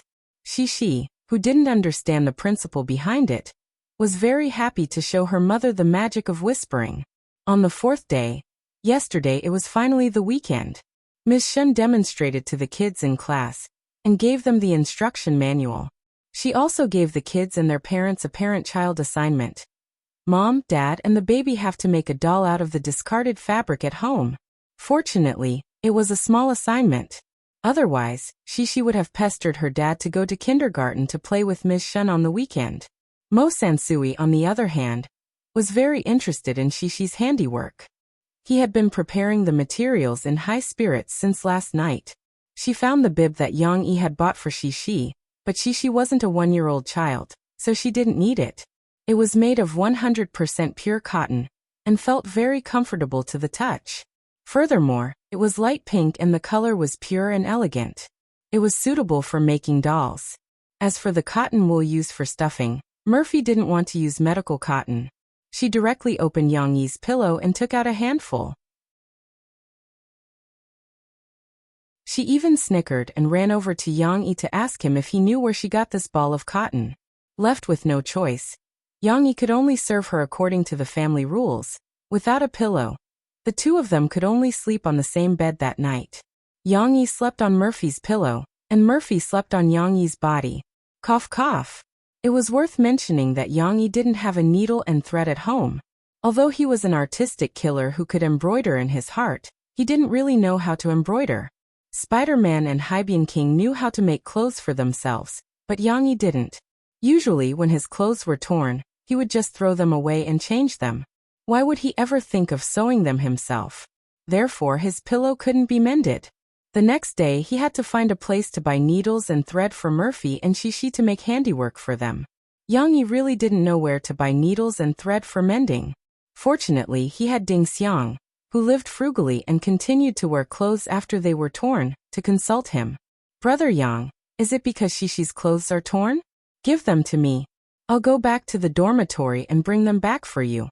Taking advantage of the fact that there were many customers during the weekend, Ding Xiang, who came to open the shop early, kindly wanted to help Yang Yi save money. You don't need to buy needles and thread. You don't need it anyway. It's such a waste. After knowing the real purpose of Yang Yi's purchase of needles and thread, Ding Xiang wanted to give her needles and thread to Yang Yi, but Yang Yi politely refused this kind girl. He didn't want needles or thread. He just wanted to know where to buy needles and thread. After a lot of trouble, Yang Yi finally bought back the needle box, pink thread, and his new pillow that Murphy wanted in the afternoon. Finally, it was time to start making handmade dolls. Yang Yi looked at the excited Murphy and kindly reminded her, "Murphy, you can't do all the procedures by yourself. This is a parent-child task. You have to let Shishi join in." The little girl, who had been squatting by the side and looking eagerly, nodded quickly. She blinked her big eyes and said, "Mom, I want to play too." Shishi wasn't the only one who wanted to play. Seeing the balls of cotton wool, the three kittens raised their tails and circled around with interest. They watched the reactions of their owners and looked for opportunities to sneak in and touch them. However, Murphy was very vigilant and drove them away. She spread out the manual, pointed down step by step, and said, "Shishi certainly wants to join in, but Shishi, Mom has to tell you that you can't touch needles. The sewing work must be done by Mom or Papa. You can help Mom and Mom, okay?" "Okay," Shishi answered happily. No matter what she did, as long as she could join in, it was fine. "I don't need to, right? I'll help you drive the kittens away." Yang Yi hurriedly waved his hand. Wasn't threading the needle something that the girls and Dongfang Booby played with? There was still a way to deal with little Gray Dodo and little Guai. Yang Yi took out the catmint dolls that he bought a few days ago. In fact, they were just small dolls with bags of catmint stuffed in them. There were exactly 3 of them in a set, and Yang Yi threw them all out. When he threw them out, the British Shorthairs didn't pay attention. Only the active little Gray turned its head to take a look, but it didn't seem to be as attractive as the balls of cotton wool. However, Dodo's sensitive nose seemed to have smelled something. It ran cheerfully to the nearest doll and sniffed. Suddenly, the 2 pupils of Dodo's eyes turned from slits to big round beads. With a meow, Dodo's 2 paws pounced on the doll, and then started to bite. It didn't seem like it was dealing with an enemy. After biting for a while, Dodo twisted its body and used every part of its big round face to rub the catmint doll hard. In a short while, the 3 catmint dolls found their respective partners, and then they were brutally ravaged by their partners. The filthy scene was simply unbearable to watch. In any case, the 3 little fellows didn't have the energy to disturb Yang Yi and the others for the time being. However, Murphy still arranged a task for Yang Yi. "No, Mr. Shun said that he wants parents and children to make this doll together. Yang Yi, how can you not do your homework?" Murphy looked at Yang Yi's flustered look, chuckled, and said, "Come, take this bib and cut off the bumps on the edges." Yang Yi had no choice but to sit down as well. Fortunately, he was only using scissors. He could play with anything related to knives. Grabbing the center of the scissors, he moved the scissors in a circle. The raised parts were all cut out, leaving only an oval piece of cloth. Murphy wasn't idle either. She rolled the cotton wool into strips and she followed suit. Then, according to Mr. Shun's instructions, the strips were stacked together and rolled into a sturdy and beautiful ball. "It's a bit too big. Mr. Shun said that the diameter is about 3 centimeters. Ours is a bit too big, but it's okay. Let's make a bigger doll." Murphy smiled at Shishi, who was curiously poking the ball. "Okay, make a big one. I like big dolls," Shishi replied happily.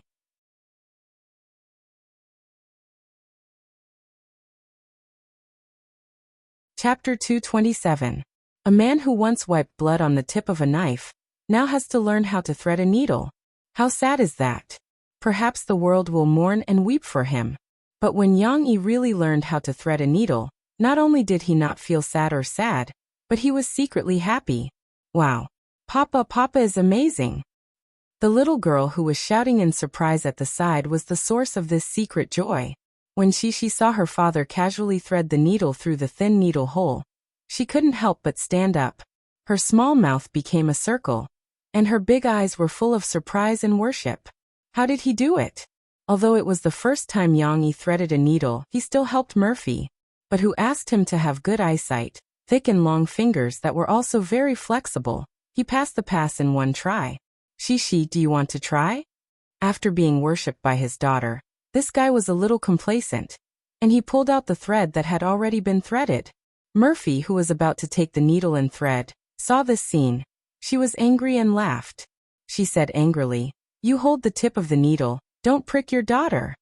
She caught the tip of the thread and was eager to try, but when she heard the word prick, the little girl was a little scared. She held the thread with her right hand and retracted it, while her left hand repeatedly waved and timidly said, "I'm scared, Papa, I'm scared, prick is very painful."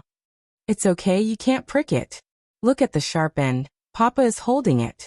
Yang Yi comforted the little girl and said with a smile, "Just look here and thread the tip of the thread through this small hole." "Okay, Papa, you have to be careful." She hesitated for a moment, but still summoned the courage to walk over. While carefully holding her father's shoulder, she carefully observed the needle hole. "Here, take the thread and thread it." Yang Yi encouraged the little girl. However, although Shishi's eyesight was very good, but when she was about to step on the hole, her little hand shook, and the hateful thread couldn't get through. Her small hands were trembling so much that the thread was swaying left and right. It was a stark contrast to her father's steady hands. "I don't know how to do it, Papa will do it." Shishi tried for a while, and finally lost her patience. She pouted her small mouth unhappily. "Daddy will show you the magic of piercing the needle," Yang Yi said excitedly to Shishi. He especially enjoyed his daughter's admiring eyes. Sure. Since Shishi didn't have to do it herself, she became lively again. She jumped over happily and leaned her soft body on her father's shoulder. Murphy was also very curious about how Yang Yi could thread without looking at the needle hole. She held the small ball of cotton in her hand and also moved over. Two pairs of eyes, one big and one small, were looking at Yang Yi. "Watch carefully." Yang Yi held the needle in his left hand and the thread in his right. He sucked on the end of the thread with his mouth. Then he turned his hands around so that the back of his hands was facing himself. The side holding the needle and thread was facing Murphy. "Wait a minute, I want to see." She quickly ran to her mother's side and sat in her mother's arms. Then she giggled and said, "It's done." Yang Yi really didn't want to see. Not only did he block it with the back of his hand, he also turned his head to avoid arousing suspicion. He only saw his finger touching the position of the needle hole. Then, based on the feeling with his right hand, he pinched the end of the thread and moved it over. Wow! Murphy couldn't help but cover her mouth and shout. She saw very clearly that the end of the thread was very stable. It was pressed horizontally against the needle hole. Yang Yi's right hand gently moved, and the thread went through. Then, Yang Yi really did it like embroidering. His ring finger and little finger replaced his index finger and thumb to press the thread. His index finger and thumb moved forward along the needle hole, and felt the end of the thread passing through. Then he gently pulled, as if his whole body was relaxed. Awesome, awesome! Murphy couldn't help but clap her hands. She followed suit and clapped her hands vigorously. The little girl clapped her hands until they were red. She kept giggling with her head raised. After letting Yang Yi show off for a while, he still had to continue making the doll. Murphy followed Teacher Shun's instructions and tied up the ball of cotton wool with another thread. This would be the head of the doll. Of course, there would be a little tail after it was tied up. Help Mom hold it first. Hold it here. Be careful. Murphy gave Shishi a small task.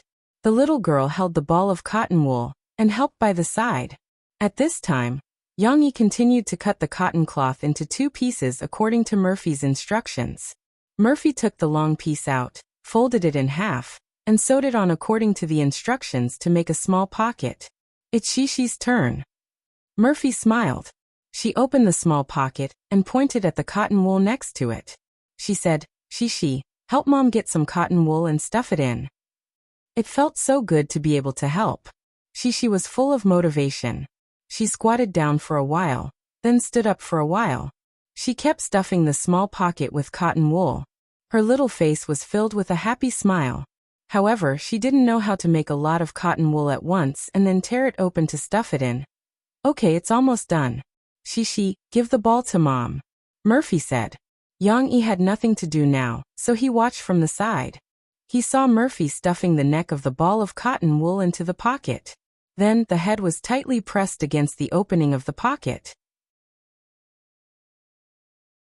After sewing the line to make it firm, the prototype of the doll was already formed. However, it wasn't over yet. Murphy took the remaining square piece of cotton cloth. She sewed the 4 sides of the cloth and then folded it diagonally. She took the prototype that she had just made and wrapped the head in the center of the cotton cloth. This part was a bit complicated. Faye did it alone, while Cece squatted next to her. Her little face was tense, as if she was the one who was sewing, and she was so nervous that she pursed her lips. The smooth side was the face, and the wrinkled side was the hair. Then, she tied a knot at the 2 ends of the bottom line. After sewing the thread, a simple doll was completed. Okay, it's done. Murphy shook the doll in her hand and handed it to Shishi. She smiled and asked, Shishi, what do you think? It looks good. Shishi quickly nodded. She pouted her little mouth and said to her mother, it looks better than Teacher Shen's. Really? Then I'm so happy. Murphy grinned from ear to ear. She was happier than if she had released a platinum album. But I don't want to bring it to Teacher Shen. I like it too, Shishi said hesitantly to her mother, hugging the doll tightly. Why? Murphy was puzzled. Because I want to hug it to sleep at night. Shishi felt that this doll was extraordinary. It was made by her father, mother, and Shishi. It had completely replaced the original Big Bear in her heart. You can still get it back after you hand in your homework. Murphy didn't know whether to laugh or cry as she corrected Shishi's wrong idea. Then, she turned to Yang Yi, who was watching TV, and said, Yang Yi, quickly promise your daughter that you and Teacher Shen will help Shishi get this doll back. Oh, I promise. Yang Yi's answer was perfunctory. What are you watching? Murphy asked curiously. I'm not watching anything. Yang Yi was still trying to hide it in a panic. Murphy walked over suspiciously and saw that the TV was playing the recording of yesterday's Fast Music, Fast Music. Then on the TV, she was affectionately singing the song, I Came Across the Ocean to See You. If you want to watch, then turn on the sound. Why are you being so sneaky? Faye blushed and pinched the soft part of Yang Yi's waist, although it was not soft at all. Last night, the show started at 10 o'clock. Shishi had already fallen asleep. Yang Yi and Murphy were sitting in the living room watching the show. Murphy didn't want to watch it. She felt that she was ugly on variety shows, but Yang Yi insisted on watching it. He especially wanted to hear her sing the song, I Came Across the Ocean to See You. Even now, Murphy could still remember Yang Yi's expression at that time. He listened and watched with special attention, just like a little fanboy. Tell me, when you sang this song, were you thinking of me? Yang Yi listened attentively, taking in all the changes in her expression. Then he carried Murphy in his arms and looked at her as he gently asked this question. Murphy stubbornly denied it at that time, but she couldn't help but laugh. You're still denying it. You didn't stay abroad with Shishi, but you came back across the ocean. If it wasn't for me, who else could it be? Yang Yi tickled her. Murphy couldn't stand being tickled. She struggled for a moment before confessing amidst laughter. However, it was too late to confess. She had underestimated the inhumane rules of the Yang family. Yang Yi didn't give her a chance to explain, and directly punished her with the family rules. Just as she was punished for resisting being strict and taking out the pillow, the energetic Yang Yi made Murphy kneel on the sofa in the living room to repent. Then she was tortured by yoga on the big bed. In the end, Murphy, who almost fainted in the clouds, sat in jail for a long time. Murphy couldn't remember what happened after that. When she woke up the next day, just as mentioned earlier, she was sharing a bed with Yang Yi. How I wish I could send you off 1,000 miles, until the end of the world, and spend the rest of my life with you. Yang Yi didn't know when he had listened to her, and turned up the volume of the TV. Murphy was pulled back from the memories of her blushing face yesterday by her own singing. Ouch! Yang Yi pulled his foot back in pain. He was stepped on by Murphy, but it wasn't too painful. He looked at Murphy in confusion. What's wrong? Why did you step on me? Who told you to always think of doing bad things? Murphy said angrily with a red face. What bad things? Yang Yi really couldn't understand. He was just listening to Murphy sing, and he was doing bad things? What kind of logic was this?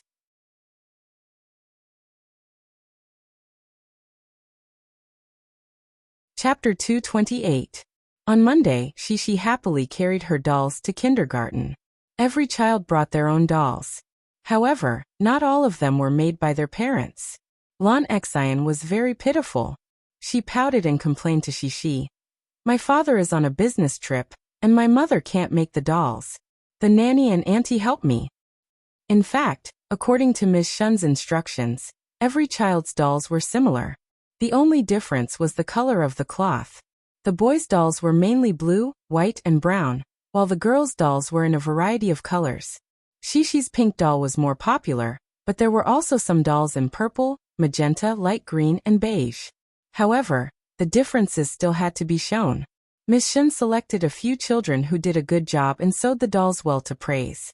Although they were all little girls, most of them were boys. After all, their dolls were made by their mothers. Shishi was one of 2 little girls who were praised. The other one was Chen Shiyin, whose boxing coach father married a nurse mother who was clever and skillful. Cece's doll was praised because it had a little hat sewn with a piece of red cloth compared to other children's dolls. On Sunday when Mo Fei was bored, she cut a piece of red cloth and added it to Cece's hat. When Miss Shun praised Shishi, she specially took out her doll and showed it to all the children. She also interviewed the little girl. Shishi, why did you think of adding a cap here? Shishi stood up and crossed her hands in front of her chest. She was a little shy, but she said honestly, Mom made it. Mom said that Little Red Riding Hood is very brave and smart. She wants Shishi to be like Little Red Riding Hood. Ha! Why is Little Red Riding Hood so brave and smart? Miss Shun asked curiously. Because Little Red Riding Hood defeated the big bad wolf and saved her grandmother. Shishi raised her head and said proudly, My papa told me. Wow! The children in the circle all cried out in surprise. Is the big bad wolf very scary? Young Luochi shrunk her head and asked timidly. I've seen the big bad wolf in the zoo. It's not scary at all. It's even smaller than my dog. Chen Shiyin shouted. Lan Xian pouted and said unhappily, Who said it's not scary? My father said that if I don't listen to him, he will let the big bad wolf eat me. Miss Shun was a little dumbfounded. After the children finished talking, she whispered to Shishi and pulled Shishi to the middle. She clapped her hands and said, Shishi told me the story of Little Red Riding Hood is very interesting.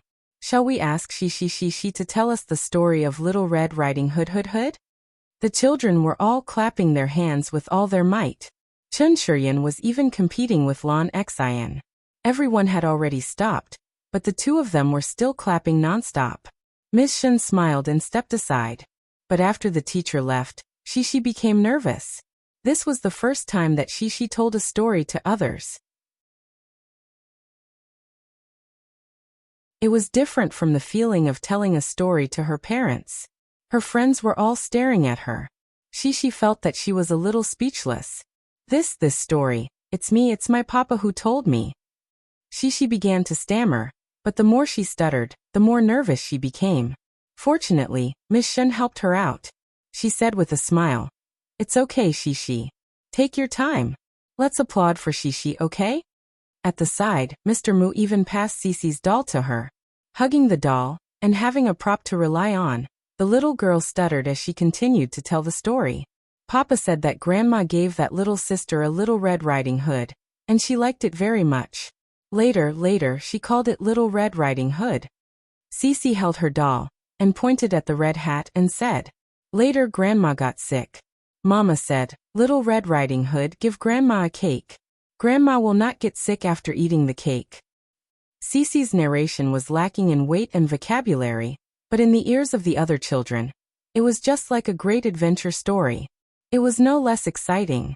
All the children, including Chen Shiyin, listened attentively. Their eyes were glued to Shishi, and they did not even blink.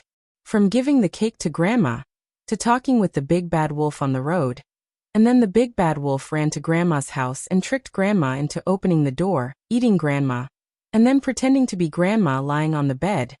Shishi's story was indeed short of many details, such as the happy experience of Little Red Riding Hood on the road, and the psychological activities of the big bad wolf. But what was rare was that Shishi remembered the main plot of the story, and told it in an orderly way. The children were nervous at this time. Lan Xian clenched her little fists and pursed her lips tightly, as if she was Little Red Riding Hood, afraid that she would be eaten by the big bad wolf when she opened the door.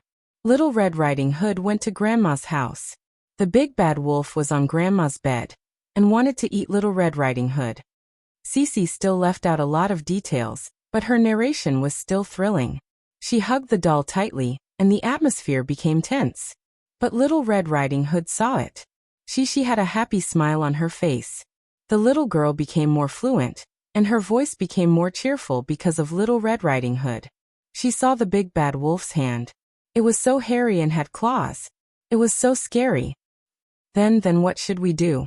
Lon Xian grabbed young Luochi's hand in fear. Young Luochi was also very scared.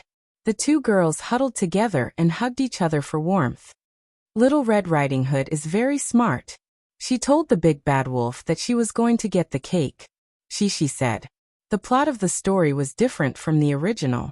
Yang Yi changed the story for Shi, saying that Little Red Riding Hood tricked the big bad wolf into leaving the cake outside the house. In fact, although Little Red Riding Hood found the cake, she was still eaten by the big bad wolf. In the end, the hunter came to save her. Then Little Red Riding Hood went to find the hunter uncle. The hunter helped her defeat the big bad wolf, and then saved Grandma. Shi finished the story. Wasn't Grandma eaten? Nan Xiaoyu listened carefully. He raised his little hand and asked. Because Grandma was in the big bad wolf's stomach. The hunter uncle cut open the big bad wolf's stomach, and Grandma came out. Shi drew a circle on her hand and gestured. Very good. Thank you, Shi, for telling us the story. What do you think? Mr. Shen came up with a smile and patted Shi's shoulder. Yes. The group of children nodded excitedly, as if they were the brave and smart Little Red Riding Hood. So this story tells us. Mr. Shen was still talking, but Shi didn't listen. The little girl was full of joy as she puffed out her chest. She had finished telling a story, and she had even finished telling it completely. There was no need to mention how great this sense of accomplishment was. At this moment, Shi was waiting for school to finish. She wanted to go home and tell her parents about this story. However, it was still early, and it was not noon yet. She might have to wait for a long time. She didn't notice that the other children were looking at her eagerly. Lon Xian, Yang Luochi, and Chen Shiyun were waiting for her to have lunch together. But this time, they were not waiting for Shi's father's delicious food, but for Shi's story. The children all wanted the class to end quickly, so that they could gather around Shi and ask her if there were any other interesting stories. It seemed that the little girl was going to be the center of attention again.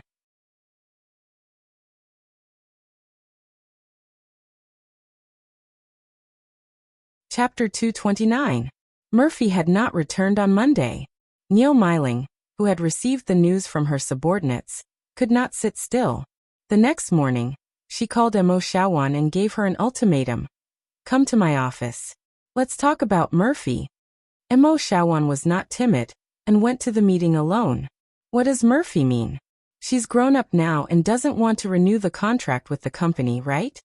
When Mo Xiaowan walked in, Niu Meiling gave her a show of strength. She wanted to suppress Mo Xiaowan with her imposing manner. However, Mo Xiaowan was not Murphy. She smiled and said, Hey sisterling, why are you angry? This contract renewal is not a small matter like eating and sleeping. We have to talk about it slowly. Slow. Is this the attitude of wanting to talk to me? Niu Meiling snorted. It's been more than a week and Murphy hasn't said anything. She even hid and refused to see me. I think you guys have a guilty conscience. Sister Fei is sick today. She has a cold and cough so she can't talk much. That's why I told her to rest at home and protect her golden voice.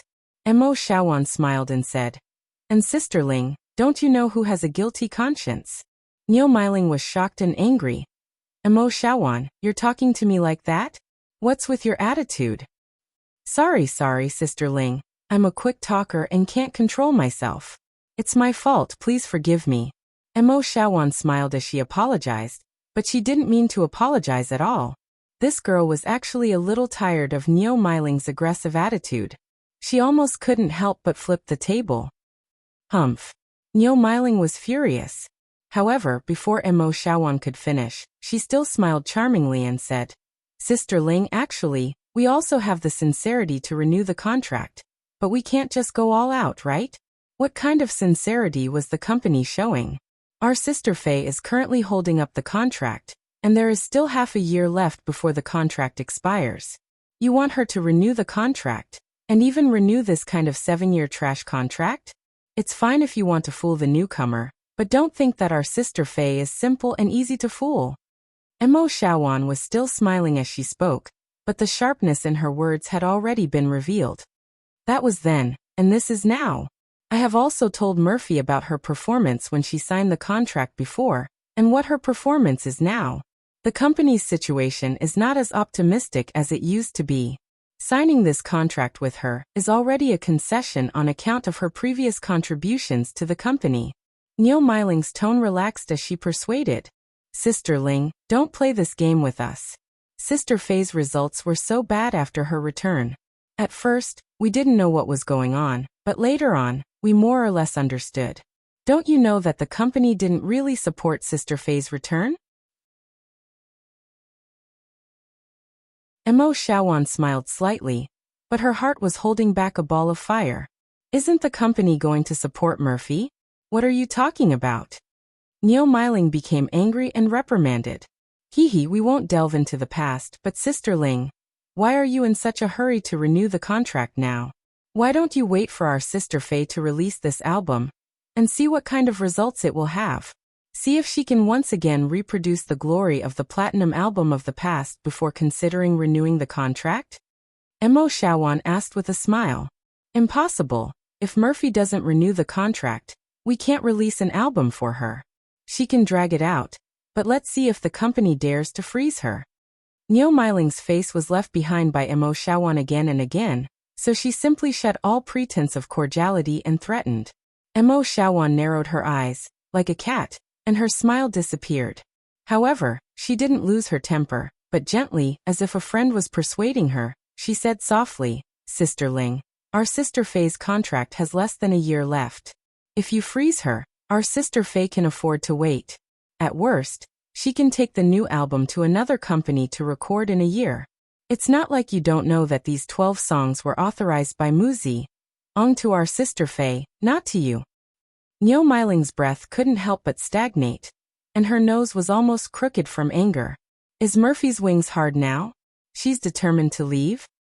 Look at what you're saying, Sister Ling. Just now, that Sister Faye's words were said by you first, right? Our sister Faye has deep feelings for you and Tianmei, so of course she can't bear to leave.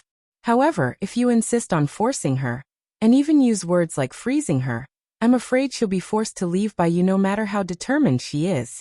Mo Shawan recovered her smile, and looked like she was grinning. Niu Miling took a deep breath, and calmed her mood. Although Mo Shawan was very annoying, and made Niu Miling a little confused, Niu Miling had to admit that Mo Xiaojuan's words were reasonable. She also had a deep understanding of Murphy's personality, and she had even worked with Murphy longer than Mo Shawan. This child was cold on the outside, but warm on the inside, and had a stubborn personality. She could be tied down with emotions, but if she was really forced, she might run away. What's Murphy's attitude? Does she still want to talk to the company about renewing the contract? Niu Miling asked coldly. Of course she wants to talk, but the company has to show some sincerity, Mo Shawan said with a grin. Mo Shawan was actually cursing in her heart. Talk my ass, my sister Faye wants to leave. However, on the surface, she still had to do it. Mo Shawan didn't know that Yang Yi had resources. She was inclined to use Tianmei to raise Murphy's status first, and then leave when the contract expired. Falling out with her was probably the last resort. Ahem, actually I don't think we need to settle things now, Sister Ling, Mo Shawan said with a smile. This year is still long, and you don't know how Sister Faye will develop. If, say that the company takes out the contract, and then Sister Faye and Sister Ling renew the contract, how will you set the liquidated damages? You don't know how popular Sister Faye's album will be after it's released. If there are still companies that think that Sister Faye is more valuable than the liquidated damages you set, What will you do if they pay the liquidated damages to poach her? Mo Xiaowan said bewitchingly. Niu Miling frowned. In the face of benefits, she forgot about Murphy's feelings for the company. Or in her opinion, there was no feeling that could not be betrayed. It was just that the money given was not enough to make up for the price of her betrayal. Obviously this time, the negotiation between Niu Miling and Mo Xiaowan reached a deadlock. The two parted on bad terms, but fortunately, they didn't completely fall out with each other. After Mo Xiaowan left, Niu Miling called the executives of the company for a meeting with a sullen face. After Mo Xiaowan left the company, she didn't stay idle. She rushed to Tingshan without stopping and came to the small studio building that was being renovated. In the end, Mo Xiaowan used the funds given by Yang Yi to buy a 3-story building. The location wasn't prosperous, but it was convenient for transportation. It was suitable for Murphy's studio. However, the entire building had to be renovated. Mo Xiaowan felt that this would be their new base. No matter what, she couldn't treat herself badly. She wore a mask and found Xiao Ai, who was supervising the work. The two chatted while checking the progress of the project. Xiao Ai, did your family nag you after you resigned? Mo Xiaowan asked with a smile as she held Xiao Ai's hand and leaned against her soft body. Nag? How could they not nag? Last weekend, my mother came over and told me that I didn't want a stable job and had to resign. I don't know what I was doing all day. Then she said that I was so tired recently. How could I find a boyfriend in the future? Wan, you have to compensate me. Xiao Ai also smiled and said to Mo Xiaowan. Of course. You'll be a veteran of our sister Faye's studio in the future. Your salary will definitely be much higher than before. For now, you'll have to suffer. Mo Xiaowan pinched Xiao Ai's chubby face and then snorted. Men are nothing. If they look down on us, we'll look down on them too. That's right. They force me to go on blind dates all day. I'm so annoyed by those stinky men. Xiao Ai echoed. If you ask me, don't listen to your mother. What's the hurry? Let's start our career first, and then slowly choose later. There are plenty of good men. Mo Xiaowan said proudly. Anyway, I don't think the men who come on blind dates are good. But I'm afraid that if I don't get married in a few years, I'll become an old leftover woman. Xiao Ai said worriedly. It doesn't matter. I'll protect you. Whoever says you're a leftover woman, I'll beat him to death. Mo Xiaowan waved her pink fist and said fiercely. Hee okay. Xiao Ai snickered. At this time, Mo Xiaojuan's phone rang. She took it out and looked at it. Seeing that it was another call from Niu Miling, the corners of Mo Xiaojuan's mouth curled up slightly. Looks like it's done.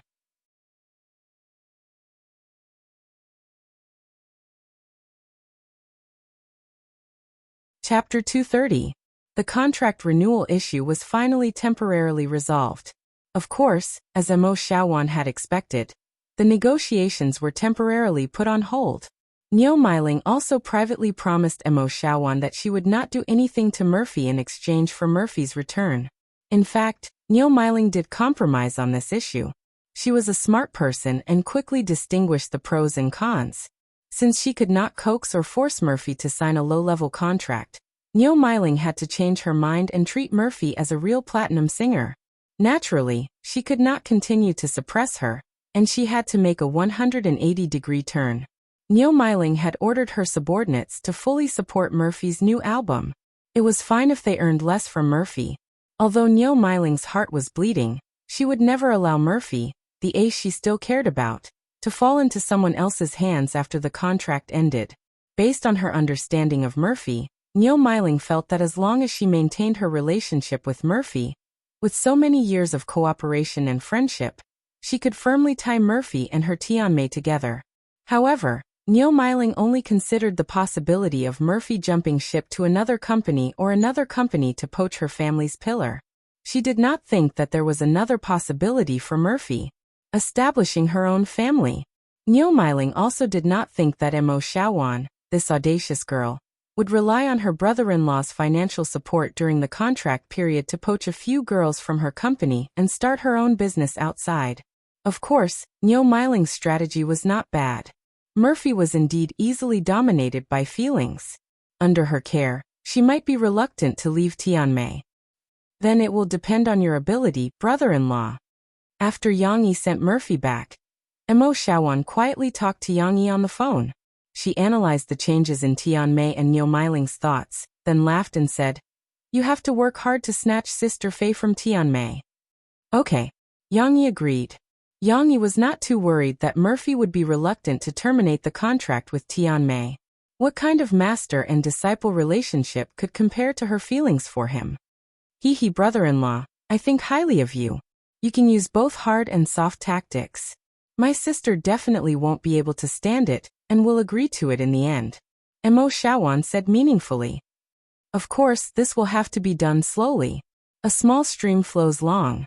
Cece's bedtime stories had already passed the new release period, and many bookstores had taken this book off the shelves.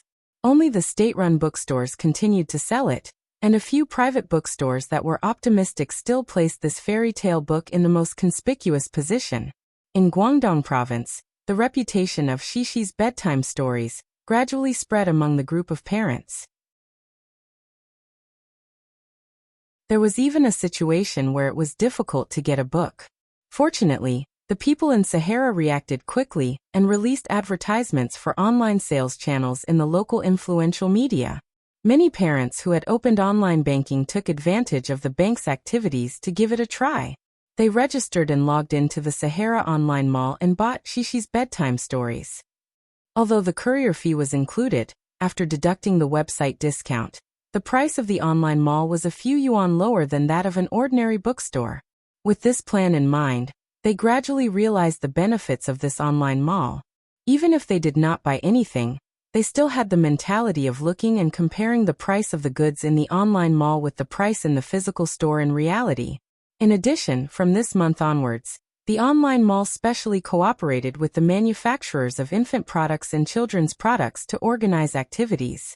In particular, the imported infant products such as milk powder and diapers on the counter were much cheaper than those bought in the supermarket. Seems like it's quite cost-effective. Although many people were deeply wary of online shopping, there were also many people who were moved by the difference in price and chose to buy. Even mothers who did not dare to buy would chat with the mothers around them and tell others about the discount during their leisure time. The fame of the online mall spread little by little. The back-end monitoring staff of the Sahara Online Mall could see that the sales data were increasing exponentially every day. It seemed that these were all driven by Cece's bedtime stories, but the specific analysis was not so. At the end of the day, this was a reflection of the superiority of the online mall's price after reducing the intermediate channels. In any case, the sales of Cece's bedtime stories also began to rise.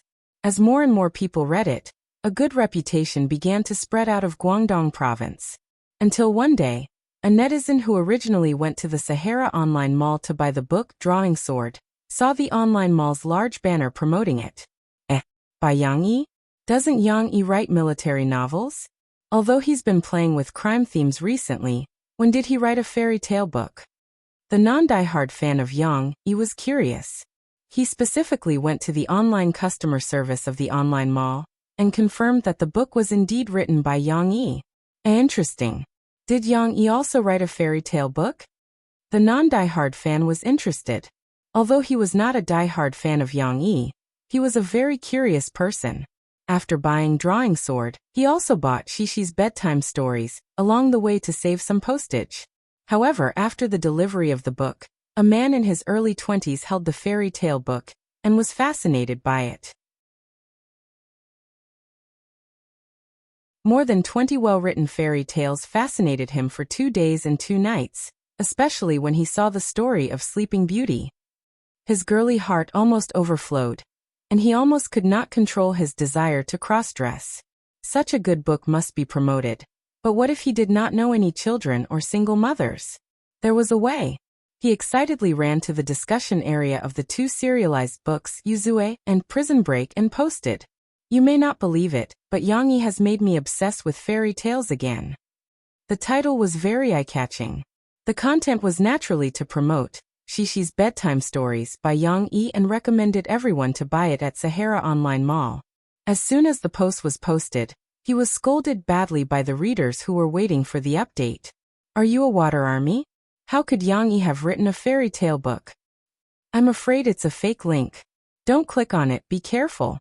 This non-diehard reader's ID was naturally not as well known as Mu Yuqing's Mu Yuchen. Despite his strong arguments, it was still difficult to convince everyone. However, when Mu Yuqing saw this post, he vaguely remembered that when he went to Sahara Online Mall last month to study the other party's online shopping ideas, he saw the book Shishi's Bedtime Stories. It seemed that it was also promoted to be written by Yang Yi, but because it was children's literature, it did not arouse his interest. But now that Mu Yuqing was on holiday and had nothing to do, he simply followed the link given by this reader. It was really written by Yang Yi. Since he could not wait for the update, he would buy it and read it. Mu Yuqing jumped into the pit excitedly. A few days later, Mu Yuqing reposted the post of the non-diehard reader who had long disappeared and grandly recommended Shishi's Bedtime Stories to millions of readers who were waiting for the update. It's really written by Yang Yi. It has been confirmed with the customer service. Yang Yi compiled the bedtime stories he told his daughter into a book.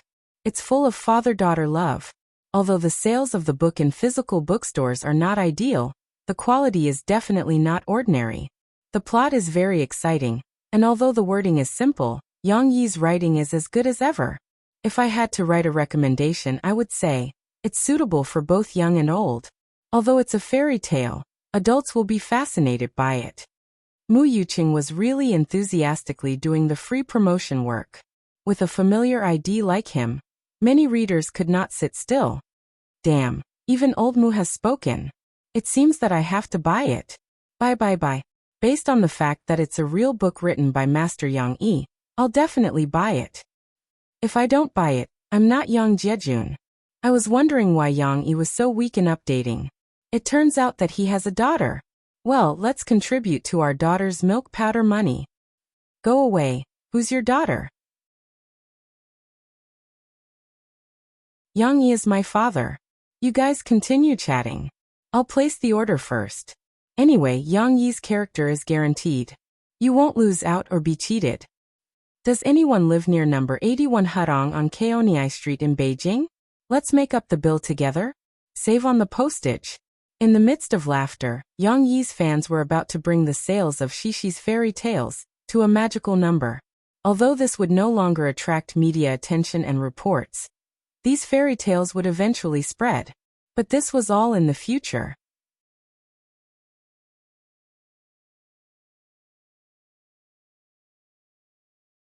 Chapter 231. The weather in Jiang City had become cold. A few days ago, the highest temperature had reached 30 degrees, but after a cool drizzle, the temperature suddenly dropped. Especially at night, Yang Yi, who lived next to the Grand Canal, could feel the coldness in the wind from the balcony. According to the 24 solar terms in traditional Chinese culture, now was the time when the cold dew had passed and the frost had not yet arrived. The weather turned cold, but there was no sign of winter. However, the unpredictable temperature was a nightmare for parents. Although Murphy went back to record songs and the shooting of the MV was scheduled, she still missed her daughter in her heart. Yang Yi was careless and didn't know anything. As a mother, she knew that Shishi was most likely to fall ill at this time of the year except spring. Therefore, she called Yang Yi almost every night and told him to take good care of Shishi. Usually, no matter whether it is hot or not, Shishi must wear more clothes. Don't let her jump on the bed naked after taking a bath at night. It's better to let her come out of the bathroom when she is wearing pajamas. In fact, not only did Murphy tell Yang Yi, but when Yang Yi picked up Shishi from kindergarten, Mr. Mu also told him to pay attention to the child's physical condition. If there was any abnormality, he must go to the hospital in time for treatment and communicate with the kindergarten. Perhaps it was because she practiced with her father every morning. Shishi, who kept exercising, was in good physical condition. After a few days, the little girl was still alive and kicking, which made Yang Yi feel a little relieved. However, Shishi's little friend still fell ill. Today, when Yang Yi picked up Shishi, the little girl sat in the child's seat in the back seat and said to her father unhappily, "Papa, Xinair didn't come to kindergarten today." "Why?" Yang Yi asked curiously. "I don't know, but Chen Shiyin said that Xinair was sick." Her mom told her that, she said. Young Yi understood that Lan Xian was sick and went to the hospital, which happened to be the hospital where Chen Shiyun's mother, who was a nurse, worked. Shishi, you have to be careful too. Don't kick the blanket off when I cover you with it at night. Yang Yi smiled and said, look, that girl didn't come yesterday. Today Xian Air is also sick. They probably caught a cold because they were disobedient. Shishi didn't understand the last sentence, but she didn't want to tell her father about it. The little girl pouted and said sadly, but Papa, I miss Xian Air. Will Xian Air come back? Cough cough. What do you mean by not coming back? Children's words carry no harm. Fortunately, there were no outsiders in the car. Yang Yi didn't know whether to laugh or cry. He said to Shishi, Shishi, how can you say that? You can't use the word, not coming back, casually. Why?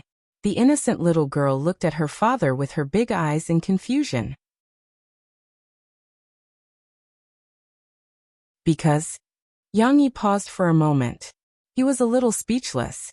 He really couldn't think of any reason, so he could only tell his daughter the truth. Because if someone doesn't come back, in some specific context such as what you said just now, Xian Air is sick, it means that someone may die. Shishi couldn't understand her father's long paragraph of words. What context? She couldn't understand. But Shishi still understood the last sentence. The little girl's face suddenly turned pale. She waved her hand in horror and said, no, Shishi didn't mean that Xian Air is dead. No. At first, she blamed herself, but the little girl scared herself. She seemed to think that Lan Xian was really going to die. She pursed her lips and her eyes turned red. I didn't mean that. I hope you can pay attention to the words you use in the future. Don't cause misunderstandings. Yang Yi was driving, so he didn't pay attention. After a while, he heard the little girl in the back seat sobbing in a low voice. Hey, why are you crying? Yang Yi saw the little girl wiping her tears and looking pitiful in the rearview mirror. He quickly found a safe place to stop the car. Under her father's inquiry and comfort, she said in a choked voice, Papa, I'm afraid. What are you afraid of? Yang Yi asked confusedly. The little girl's skin was very white. When she cried, her eyes, nose, and mouth seemed to be stained with rouge. It was a sharp contrast with her white skin. It was lovely and pitiful. I'm afraid that Xian Air will die, the little girl said sadly.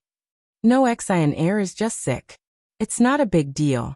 She will come to kindergarten soon after she recovers. She don't think so much. What's more, what you said just now wasn't true. Yang Yi hurriedly comforted. But I miss Xian. Cici sniffled and said with an aggrieved expression. She was really worried about Lan Xian. Well, wait a minute. Yang Yi thought for a moment. He took out his cell phone and dialed Lan Xian's father's number. After a while, Yang Yi hung up the phone. Under Shishi's expectant eyes, he said with a smile, well, Papa has asked clearly. Xian Air had a little fever yesterday, so she went to the hospital last night to get an injection. It's not a cold. At present, Xian Air is still resting at home. She may have to rest for a day tomorrow. But do you want to visit Xian Air?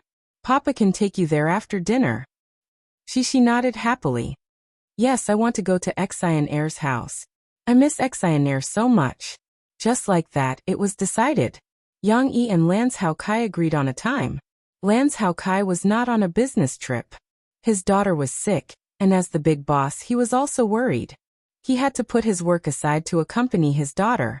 At around 7 in the evening, Yang Yi drove Shishi to the Lan family's big villa. Big brother Lan, your villa is really luxurious. Yang Yi could not help but sigh. No wonder he was a real estate tycoon. It's not bad, right? Haha, the next time these children have a gathering, they can come to my house to play. I don't dare to promise anything else, but I have enough snacks at home. Lance Hao Kai laughed and brought Yang Yi and Shishi home. Xian Air. Shishi called out happily when she saw Lan Xian sitting on the sofa eating snacks and watching television. Shishi. Lan Xian heard the voice and quickly turned around. When she saw Shishi, she also jumped down excitedly. The two girls hugged each other excitedly. Lance Hao Kai was afraid that Yang Yi would be worried. He smiled and said, Xian Air is almost recovered. Also, it's not a fever caused by the virus, so there's no need to worry about infection. I asked her mother to take an extra day off from the kindergarten, because I was afraid that she would catch a cold outside before she fully recovered. Exian Air, you scared me. I was so worried about you. She hugged Lon Exian and said with a pout. Hee. I don't know either. I feel so uncomfortable and sleepy today. Lon Exian giggled and pulled Shishi to sit down. The two girls sat side by side like good sisters. Are you better now? Shishi asked with concern. Lon Exian took out her snacks and ate them with Shishi. She pouted and said, Okay. I went to see a doctor yesterday, and then got an injection. It hurts so much. Ah. When Shishi heard the word needle, she remembered the cold shiny needle tip when she made dolls with her parents. Look. Lon Exian stretched out her left hand and turned it over. She pointed to a needle mark on the back of her hand and said, It's here. It hurts so much. Shishi carefully held Lon Exian's left hand and couldn't help but swallow. Does it really hurt? It hurts so much. I cried. Lon Exian proudly told her ugly story, as if she was a little hero. But then I fell asleep and it didn't hurt anymore. Yes. Cece still had a scared look on her face. After visiting Lon Exian, Shishi's mood finally improved a lot. However, she had a lot to tell her friends about this experience tomorrow.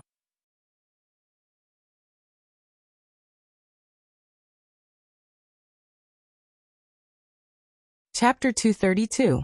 Murphy had been back for a few days, but she didn't see Jean Yingming at the company.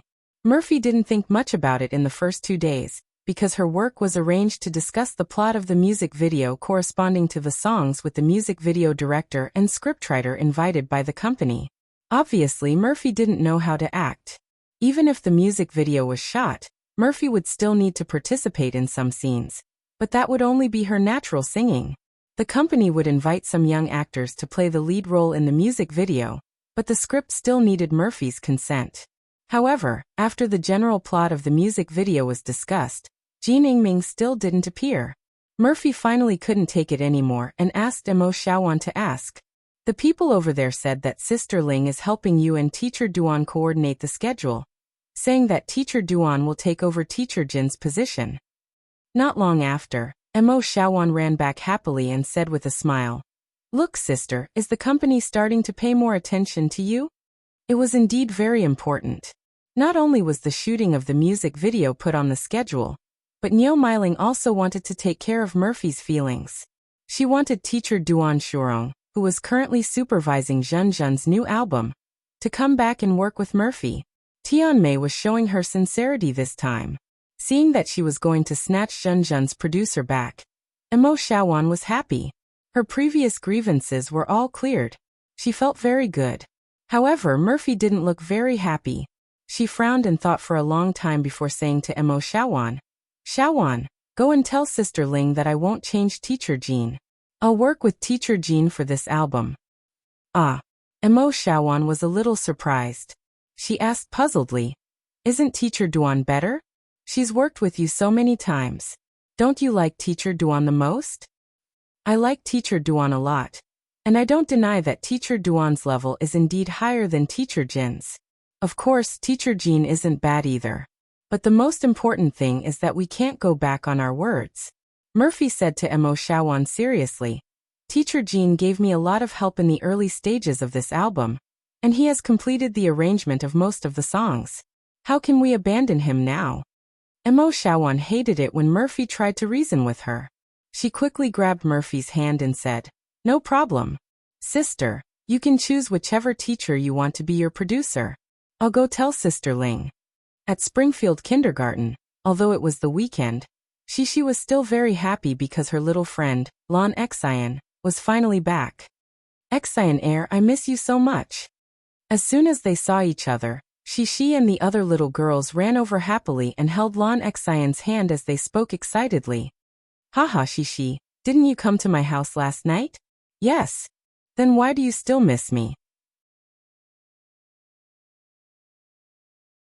But you didn't come yesterday, so I missed you.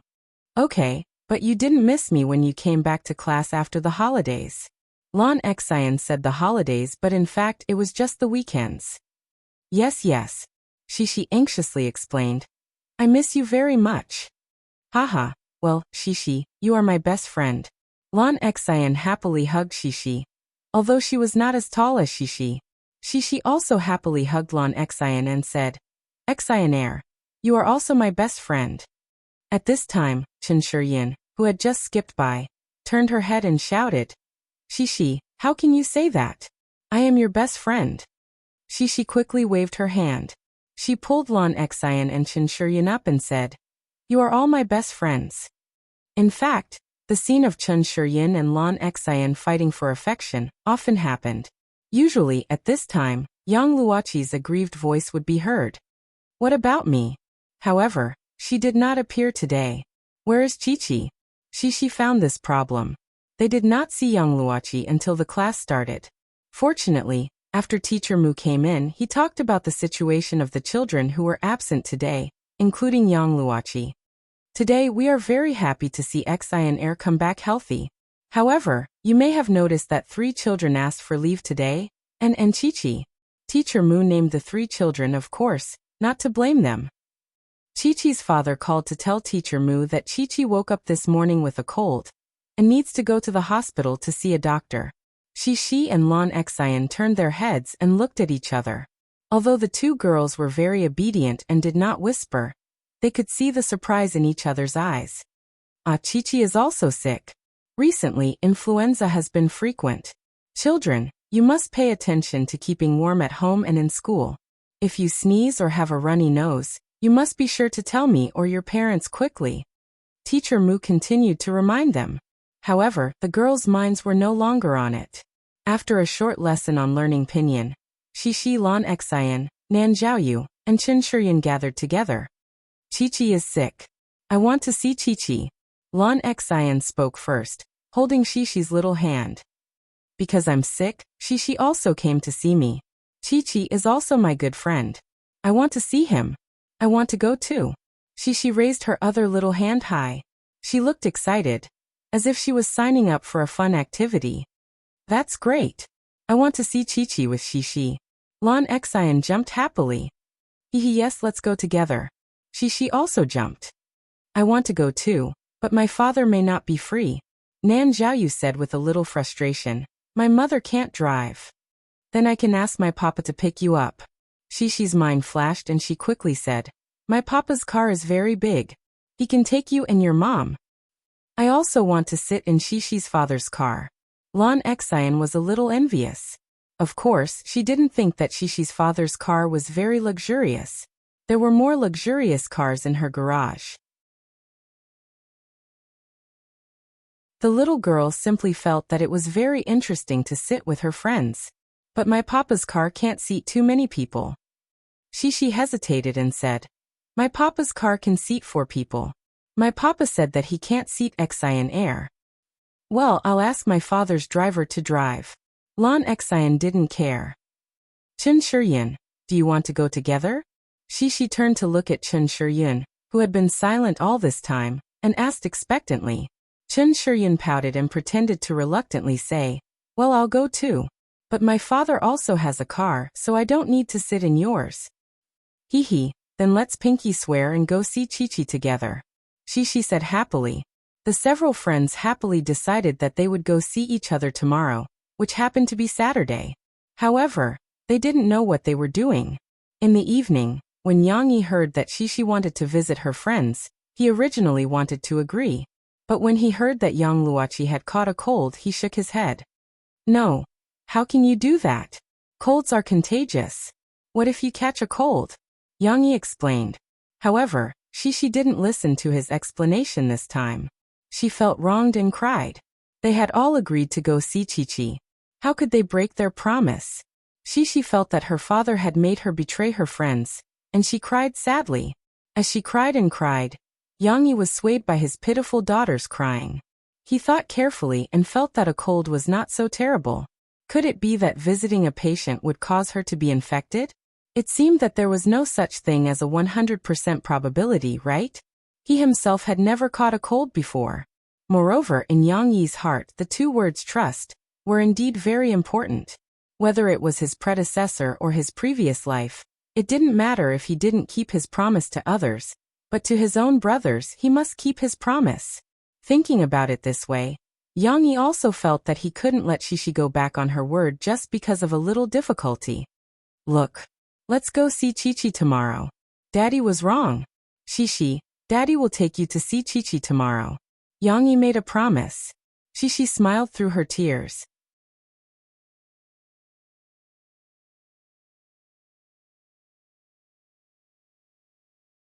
Chapter 233. Shishi regarded this matter as an important task. The next morning, Yang Yi woke her up. When the little girl was still in a daze in the warm bed, she muttered to her father, "Papa, are we going to see Chi-Chi?" When they were having breakfast, Sisi pestered him again and asked, "Papa, when are we leaving?" Yang Yi, who didn't know whether to laugh or cry, had to clean up the tableware quickly and began to help Shishi contact the parents of several friends. The first one was of course to find Yang Guo to understand Yang Luoqi's current situation. Yang Guo was still very happy to see Shishi and the others come. After Yang Yi finished the phone call, he said to Shishi with a smile, "Good news, Chi-Chi's cold is now much better. She basically doesn't sneeze anymore, but she still has a little cough. Let's go to Chi-Chi's home to see her later." Okay. The little girl happily danced on the floor. She didn't even know where her heart had flown to. Later, Yang Yi called Lan Xian, Chen Shiyan, and Nan Jiaoyu's father one by one. Lan's Hao Kai was not at home. He was on a business trip again, but he knew about this matter and gave Yang Yi the phone number of his driver. Lan's Hao Kai attached great importance to his daughter. He didn't care too much about other children's illness. He just let Lan Xian visit them if she wanted to. Chen Shiyan had a setback.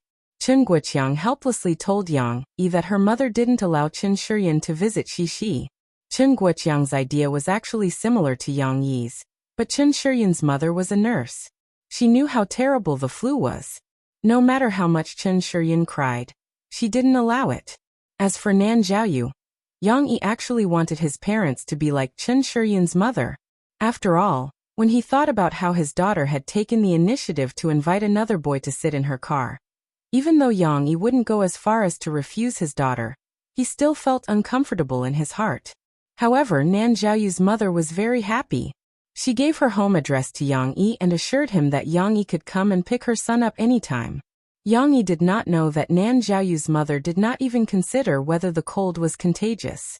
She was worried that her son would stay at home and recite poems every day. She was worried that her son would become a bookworm like his father, and only get married when he was 40 or 50 years old. That would be terrible. Nan Jiaoyu's mother was already thankful that this brat could be invited out to play by a girl. How could she care about anything else? Of course, Yang Yi did not know what Nan Jiaoyu's mother was thinking. If he knew, he would not let Nan Jiaoyu get in his car. Well, Chen Shiyan can't go now, but Xian Air and Nan Jiaoyu can go. Yang Yi reported to Shishi. Chen Shiyan can't go? The little girl was a little disappointed, but she soon recovered her happy attitude because she had two friends. Then Papa, let's go quickly. Yang Yi drove Shishi to Nan Jiaoyu's house to pick up the little boy, and then to Lan Xian's house. I want to sit in Shishi's father's car. I don't want to sit in yours. Lan Xian saw that Nan Jiaoyu's mother did not follow, and there was an empty seat in the car, so she wanted to sit with her friends. Children can't sit in the front passenger seat, Yang Yi kindly advised. However, Lan Xian pouted and kept holding Shishi's little hand. Mr. Yang, why don't we let the children sit in the boss car? The driver gave a solution. He drove the Lan family's limousine out.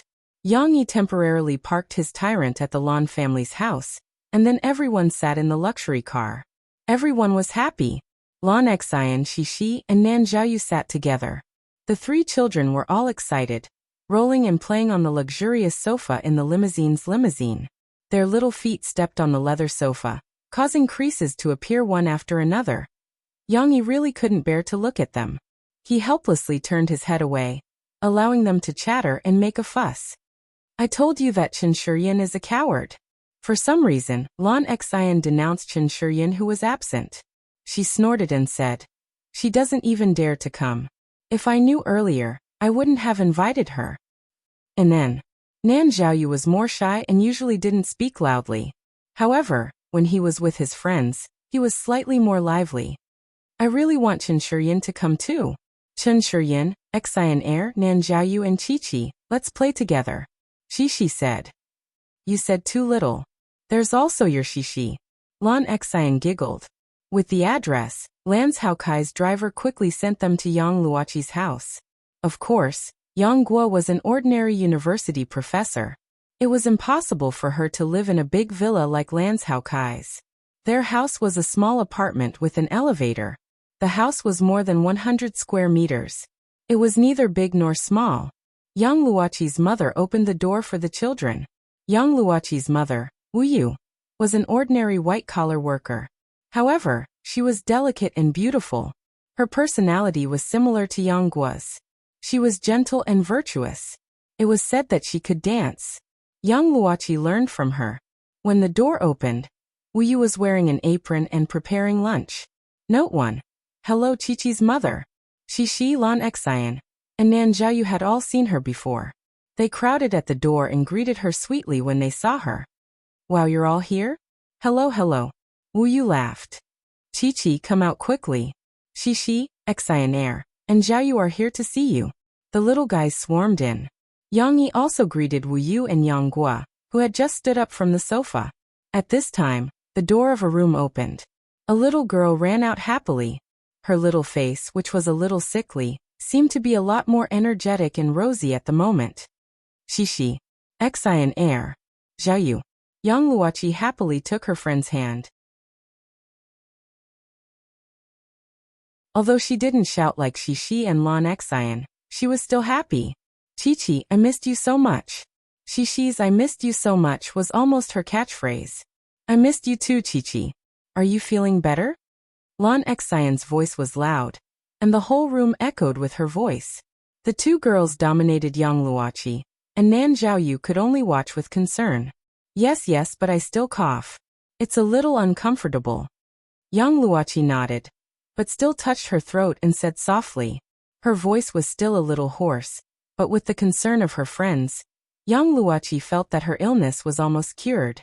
Looking away from the children, Yang Guo smiled and said to Yang Yi, why don't you have lunch with me? How could I? There are so many people. Yang Yi was polite. Why are you being so polite? Yang Guo patted Yang Yi's shoulder and said with a smile. Well, you heard that you were coming, so she went to buy a lot of ingredients. She even thought of ways to make delicious food for the children. Lunch is already ready. Yang Yi, my cooking skills may not be as good as yours, but since you're here, you should try it and then give me some pointers. Wu Yu smiled generously. No. Yang Yi didn't refuse this time. He smiled and said, okay then this afternoon, we'll have lunch at your house. Thank you for your hard work, sister-in-law. Yang Yi went over to the children to announce the news. Qiqi and the others all cheered. Qiqi, we're going to eat at your house. Qiqi said happily. Your mom's cooking is also delicious.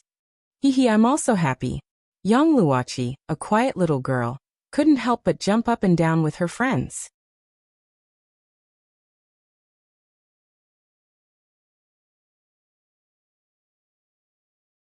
Chapter 234. At noon, Wu Yu's cooking skills were actually quite good. The little ones ate very happily. As they dug into the rice, their faces were covered with rice grains. Then they looked at each other and giggled at each other's embarrassing appearance.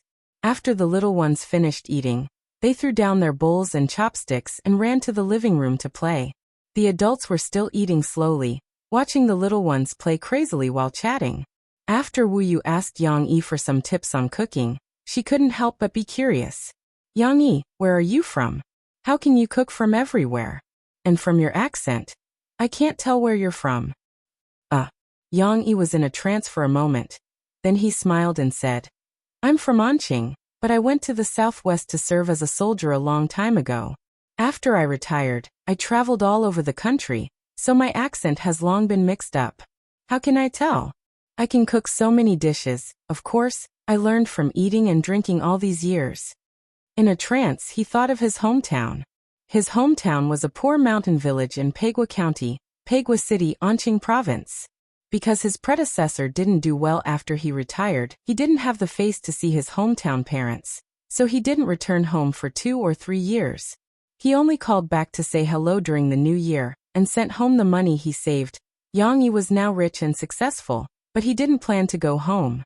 After all, he wasn't the real Yang Yi. He didn't know how to face the parents and siblings of this body. Out of the mentality of compensation, Yang Yi had been sending money home, thousands, tens of thousands, but he wouldn't give too much all at once. It wasn't that he was stingy, but mainly because his predecessor didn't usually give too much. If he suddenly sent hundreds of thousands, his parents and villagers in the poor mountain village would be scared and worry about him even more. Yang Yi felt that this matter had to be planned slowly. By the way, speaking of your accent, Yanggua, you're from Yu Province, right? And Wu Yu, I heard that you are also from Guangdong Province. Why did you come to work in Jiangnan? Yang Yi asked them in order to change the topic. Yes, we are from Yu Province. But because we were hired to study at the University of Jiangcheng, Wu Yu felt wronged. She quit her job and came to Jiangcheng with me. It can be considered a fresh start. Yanggua gently patted Wu Yu's hand and said. Wu Yu smiled and said, Yanggua has a doctorate and has even become a university teacher. As someone who has never been to university, of course I have to follow my teacher. So what if I didn't go to college? Yang Yi laughed. I didn't go to college either. I didn't even finish high school before I joined the army. Yes, I also said that it's nothing. Academic qualifications don't represent everything, but she still cares a little. Yanggua lovingly glanced at Wu Yu and explained to Yang Yi. Furthermore, it's not like Wu Yu didn't have the opportunity to go to university. It's just that she's an orphan, so she gave up on the notice and started working early. When Yang Yi heard this, his body couldn't help but tremble. Although he had parents in this body, he was indeed an orphan in his previous life. After knowing Wu Yu's background, Yang Yi inexplicably felt that Wu Yu was very close. Of course, there was no other meaning. Yang Yi also hid this emotion. Wu Yu didn't want to continue talking about this topic. She said reproachfully, Okay, let's not talk about me. Yang Yi, last time Yanggua said that you write novels. After the rearrangement, Murphy finally met Jean Yingming. Because she had spent too much time fighting with the company, Murphy didn't plan to rest this weekend, and continued to record songs. Sorry, Teacher Jean, I delayed your reunion with your daughter this weekend. When Murphy knew that the company had only made a new plan and didn't tell Jean Yingming, she didn't plan to tell him about the twists and turns behind the scenes. However, although Murphy didn't say it, Jean Yingming still vaguely sensed it. After all, he was much older than Murphy and had experienced the real storms of the entertainment industry. But smart people wouldn't voice out their suspicions, as long as the result was good. He sat there as usual and said with a smile, It doesn't matter. During this time, I've carefully studied all of Mr. Mu Xiang's works, and I've learned something. Oh, Teacher Jean, please tell me. Murphy was interested. I found that Mu Xiang's current works show 2 different styles of arrangement. One is very simple. For example, Long Time No See, Mr. Mu Xiang only used 2 instruments, piano and violin, to arrange the song. The other is like First Dream. The instruments used are more complex. In addition to the rich electric sound of the electronic organ, there are also instruments like drums. Jean Yingming said. Murphy nodded gently. She had listened to these songs carefully, so she could naturally distinguish them. Then I have a bold idea. Is it that among the songs written by Mr. Mu Xiang, the female songs tend to be more colorful, while the male songs like to be interpreted with simple instruments? Jean Yingming excitedly arranged the troops on the table with teacups. Murphy raised an objection to this. Teacher Jean, what about Across the Sea to See You? The accompaniment of this song is basically done by the guitar. And in my voice, the accompaniment of this song is also very simple. And it is also arranged by the piano. Yes, the question you raised is very interesting. Jean Yingming happily took out 2 cups and moved them from the side with more to the side with less. Then he said, I made a bold assumption. We're Across the Sea to See You, and in my voice, originally written by Mr. Mu Xiang for male singers. Based on the analysis of the lyrics, these two songs do not have obvious gender markers. Then I tried it in my own recording studio, and found that these two songs also have their own charm when sung by male singers. Jin Ingming seemed to have found a new world. He grinned from ear to ear. Of course, my singing is relatively ordinary, and I need to lower the key. So I was wondering if Mr. Mu Xiang had written these two songs from the perspective of a man, but accidentally found that these two songs were more suitable for you, Murphy, so he changed the arrangement behind the scenes. Jin Ingming said with some regret, "Unfortunately, this is just my personal guess. If I could communicate with Mr. Mu Xiang face to face, I would really like to discuss it with him." Although this research was not particularly meaningful, in the eyes of Jin Ingming, who was obsessed with music, it was no less than playing an escape room puzzle game. There will be a chance in the future. Although Mr. Mu Xiang hides his identity, he is in Jiang City after all. Teacher Jin, maybe you will have a chance to meet him. Murphy could only comfort Jin Ingming. This is nothing. I just hope that Mr. Mu Xiang can produce more works, so that I can have more materials to study. Jin Ingming laughed heartily. Sorry for nagging so much with you. Let's get to work quickly. That you're tuning in to the Earbook Haven YouTube channel. Don't forget to subscribe and join us on this journey to catch the most captivating stories.